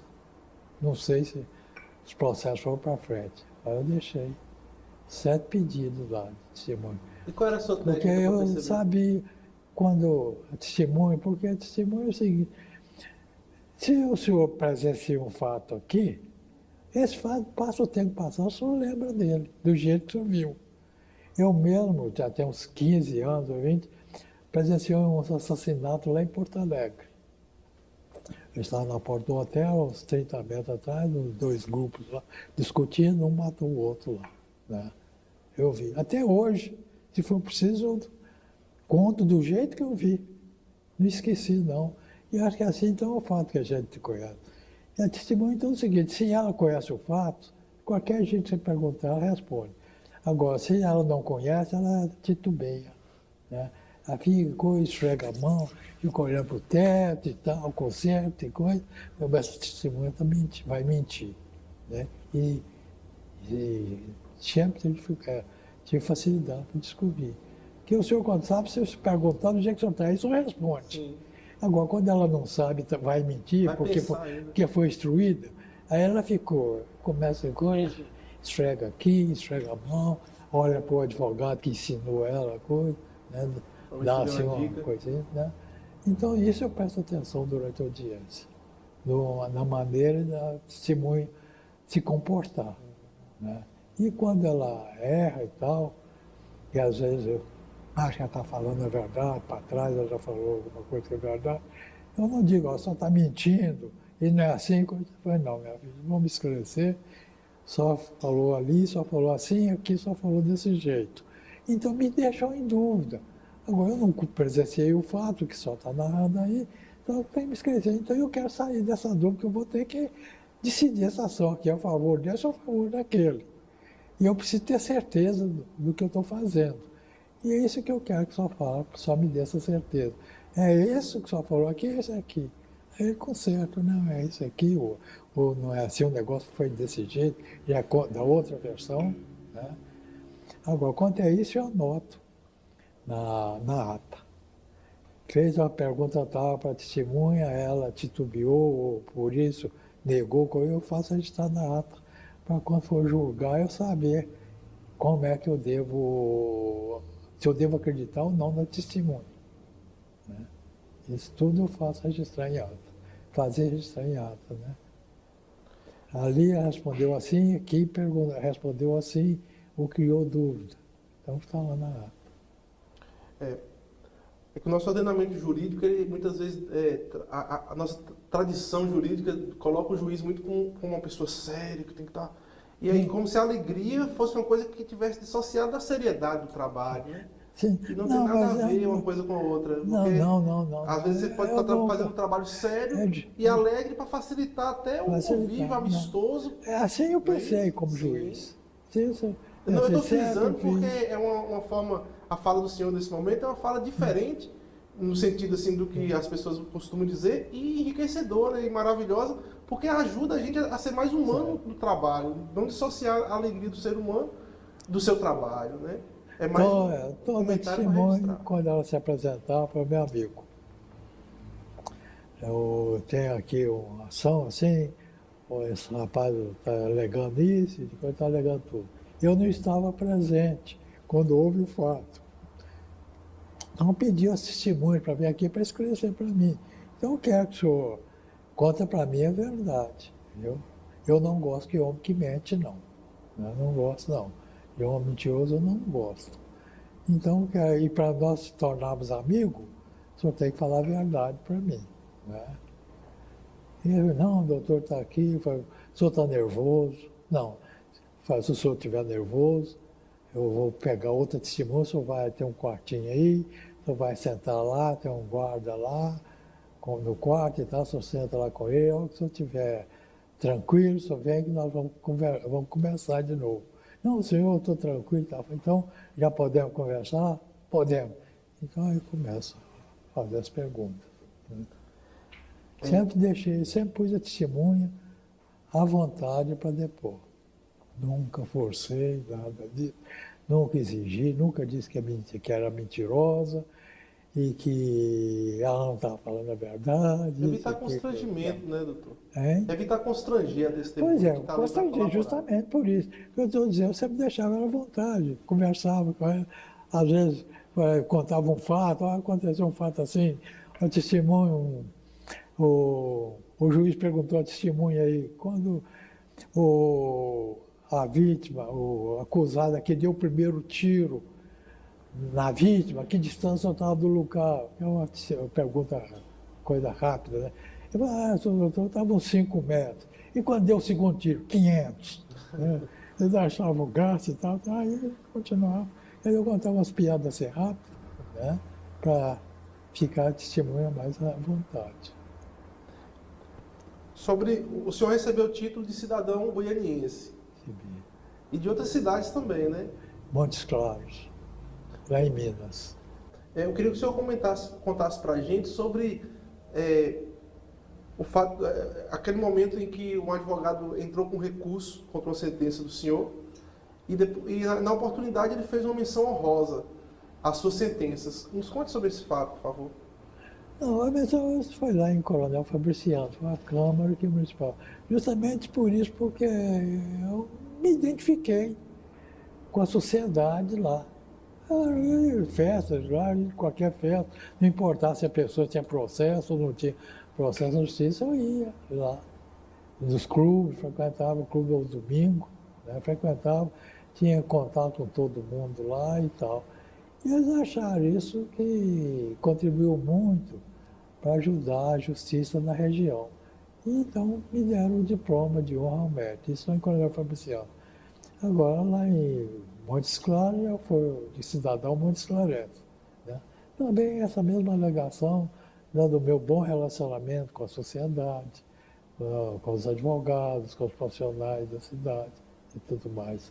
E até que quem propôs não foi melhor, foi um médico que propôs, ele é o vereador, que propôs esse título, essa concessão desse título para mim. Não foi advogado, foi médico. Mas teve um caso, eu estou falando sobre um caso que eu achei interessante, de um advogado que foi recorrer de uma decisão do senhor. Bom, essa é que eu guardo, justamente por isso. Porque geralmente, assim, quando o senhor julga o processo, que há recurso, o que ganhou elogia. Sim. A sentença foi muito bem feita, muito bem tratada, o processo foi muito bem examinado. Tá. O que perdeu, xinga. Né? Xinga. Ele distrata. Tá. Teve até um caso lá em Montes Claros, que eu não leio o discurso. Li esse porque me chamou a atenção. Essa foi a parte inicial do recurso dele. Então, mas eu não li o discurso porque eu sabia que o que ganhou ia elogiar a minha sentença, já que está tudo certinho. O que perdeu ia dizer que está tudo errado. Né? Eu falei, para que eu vou ler? Eu já sei o que eles vão dizer e tal. E teve um lá que me esculhambou. Eu não li, não. Me esculhambou mesmo. Né? Muito meu amigo, advogado. E esculhambou. Quando o processo foi para o tribunal confirmou a sentença, e eu fui ler a decisão do tribunal para saber se eu tinha decidido certo e se eu encaminhei certo a minha sentença.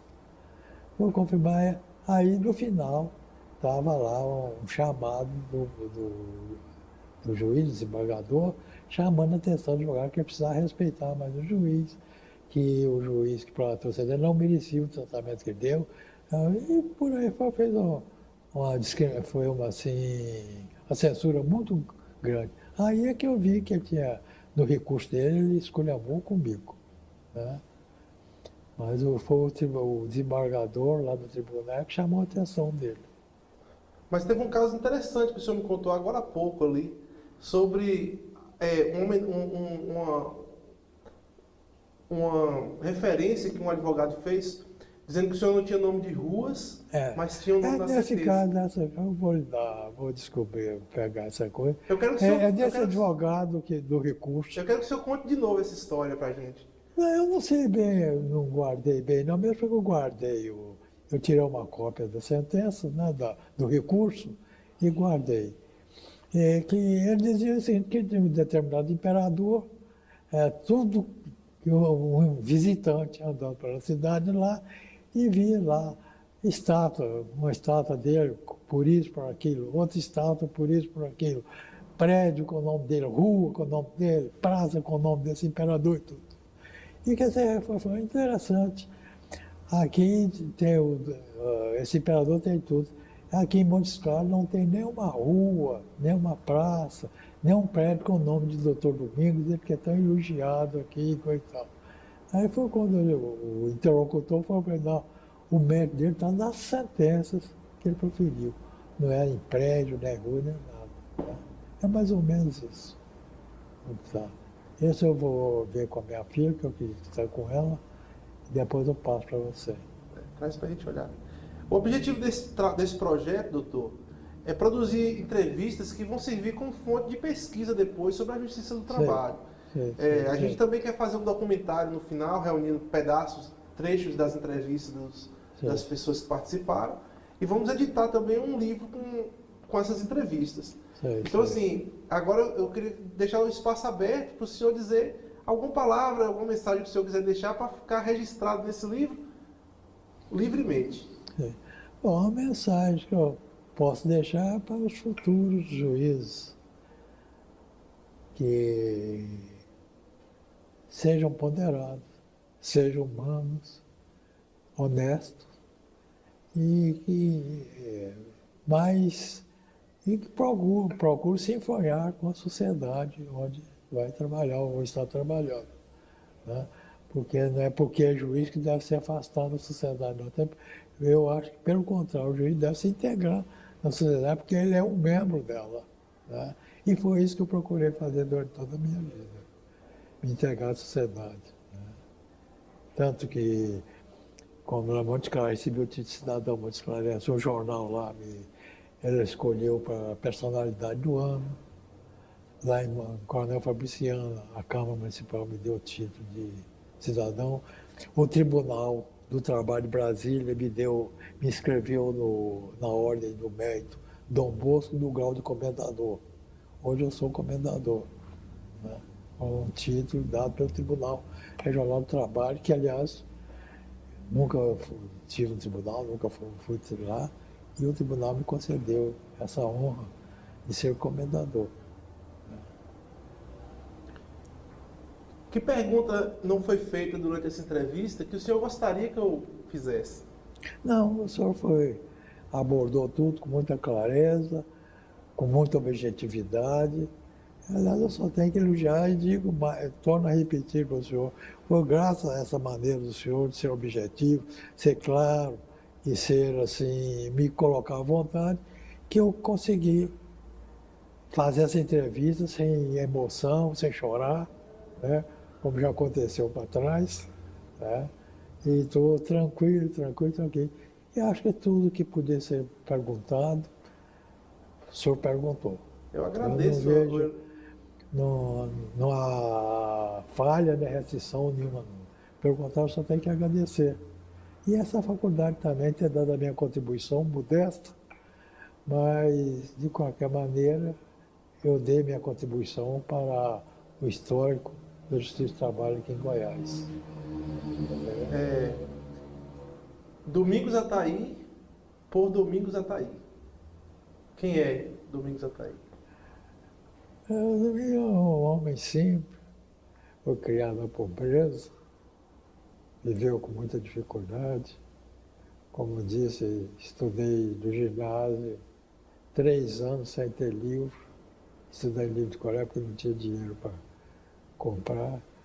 Para continuar meus estudos, tive que ser faxineiro aqui da Faculdade de Direito e da OAB. Né? E cheguei até aqui, graças a Deus, ao apoio que eu tive dos meus pais, dos meus irmãos, inclusive do mais velho, José Laia, e o esforço meu em trabalhar, sempre procurei ser honesto, sempre procurei, nunca fui funcionário pesado no reparto, sempre procurei trabalhar e cheguei hoje, sou juiz do trabalho aposentado. Cheguei nesse ponto graças ao meu esforço.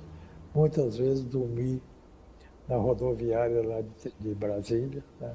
Eu saía daqui à meia-noite, chegava lá em Brasília às 3 horas da manhã e às 7 horas tinha que pegar o ônibus para Montes Claros. Então, de 3 horas até 7 horas, eu dormia no banco lá da rodoviária de Brasília. Né? Eu tinha aquela pasta que chama 007, como travesseiro, punha a mala em cima do banco, punha os joelhos, as pernas em cima, para ninguém roubar. E quem não dormia, já não dormia. Mas ficava deitado ali durante 4 horas. Né? E foi fazendo esse sacrifício. Eu fui para Montes Claros, né? E fiquei lá vários anos como juiz. se substituindo. Substituindo, ficava 8 meses, 10 meses, vinha para Goiânia, ficava 15 dias mesmo, depois voltava para lá, porque Montes Claros fica muito longe de Belo Horizonte. E os juízes não queriam ficar longe de Belo Horizonte. Então é o seguinte, eles iam nomeados para lá, no dia seguinte pedir remoção para junto de Brasília, para Belo Horizonte ou para uma cidade ali por perto, né? Então ia eu para Montes Claros, ficava 1 ano lá, 1 ano e meio. Cerca de Montes Claros eu trabalhei com 6 anos, assim, intercalado. E como substituto mesmo, foi só o Coronel Fabriciano. O senhor falou que foi casar lá onde Jesus realizou o seu primeiro milagre. Como? Não, o senhor falou que foi casar em Caná, é onde Jesus realizou o primeiro milagre. Foi então, Caná. Caná da Galileia, né? Foi. Então o senhor é cristão. Aí eu peguei uma frase do apóstolo Paulo, que ele escreve para Timóteo. Sim. E ele diz assim: combati o bom combate, completei a carreira e guardei a fé. E aí, trazendo essa frase aqui para a nossa discussão, o senhor aplicaria a sua vida, esse combati o bom combate? Combati. Foi, combati o bom combate. E tive a recompensa de ser hoje juiz, ser respeitado, e inclusive ser considerado por vocês aqui do tribunal, que me escolheram para fazer parte do histórico dela, que eu podia ficar lá esquecido. Então vocês me lembraram, graças a essa posição que eu cheguei hoje, e com muito esforço, com muito prejuízo, muito trabalho, né? Mas prejuízo não, eu só ganhei. Muito trabalho, né? Muito sacrifício, prejuízo é sacrifício. Foi com muito sacrifício que eu cheguei até aqui. E dou graças a Deus a isso, porque sou muito considerado, e mais agora pelos vocês aqui, que lembraram de mim para me prestar esse depoimento. O mérito de ser lembrado é... Talvez que não tenha correspondido à expectativa, mas eu disse o que eu podia dizer, o que eu tinha a dizer. É modéstia do senhor. O senhor sabe que, modéstia do senhor, a entrevista foi muito boa, e o mérito de ser lembrado é de acordo com a sua dedicação, né? A gente lembra de quem marcou, né? Sei. A gente agradece muito a fala do senhor aqui, a contribuição que o senhor traz. Eu, particularmente, aprendo muito vendo a sua fala, a sua experiência de vida, e a sua vida é um ensinamento para a gente. E assim a gente faz a humanidade, né? O senhor traz para a gente continua. Então a gente aqui tem muito a agradecer, até a senhor dedicar o tempo de vir aqui contar tanta coisa para a gente. E a última pergunta que eu queria fazer para o senhor é o seguinte: Dr. Domingos Atair Martins Batista, o que é a vida? A vida é uma série de fracassos e vitórias. Né? O fracasso aqui ganha ali e tal, e saber enfrentar essa situação. Quando perde, ou quando há um sofrimento, saber encará-lo. E quando há uma vitória também, saber saber valorizá-la. Né? E assim a vida é saber encarar. Porque eu acho que a vida é boa para quem sabe viver. Né? Eu tenho procurado, da minha maneira, dentro das minhas possibilidades e qualidades, tenho procurado viver a vida como eu acho que ela deve ser vivida. Né? E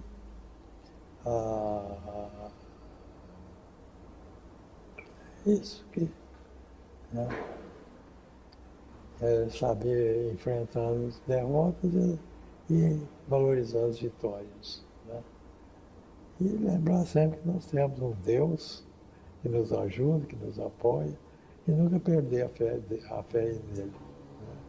Saber que ele está sempre ao nosso lado e para nos amparar em todas as situações. Então a gente tem que não perder a fé e encarar tudo com serenidade, ponderação e, se possível, até com alegria.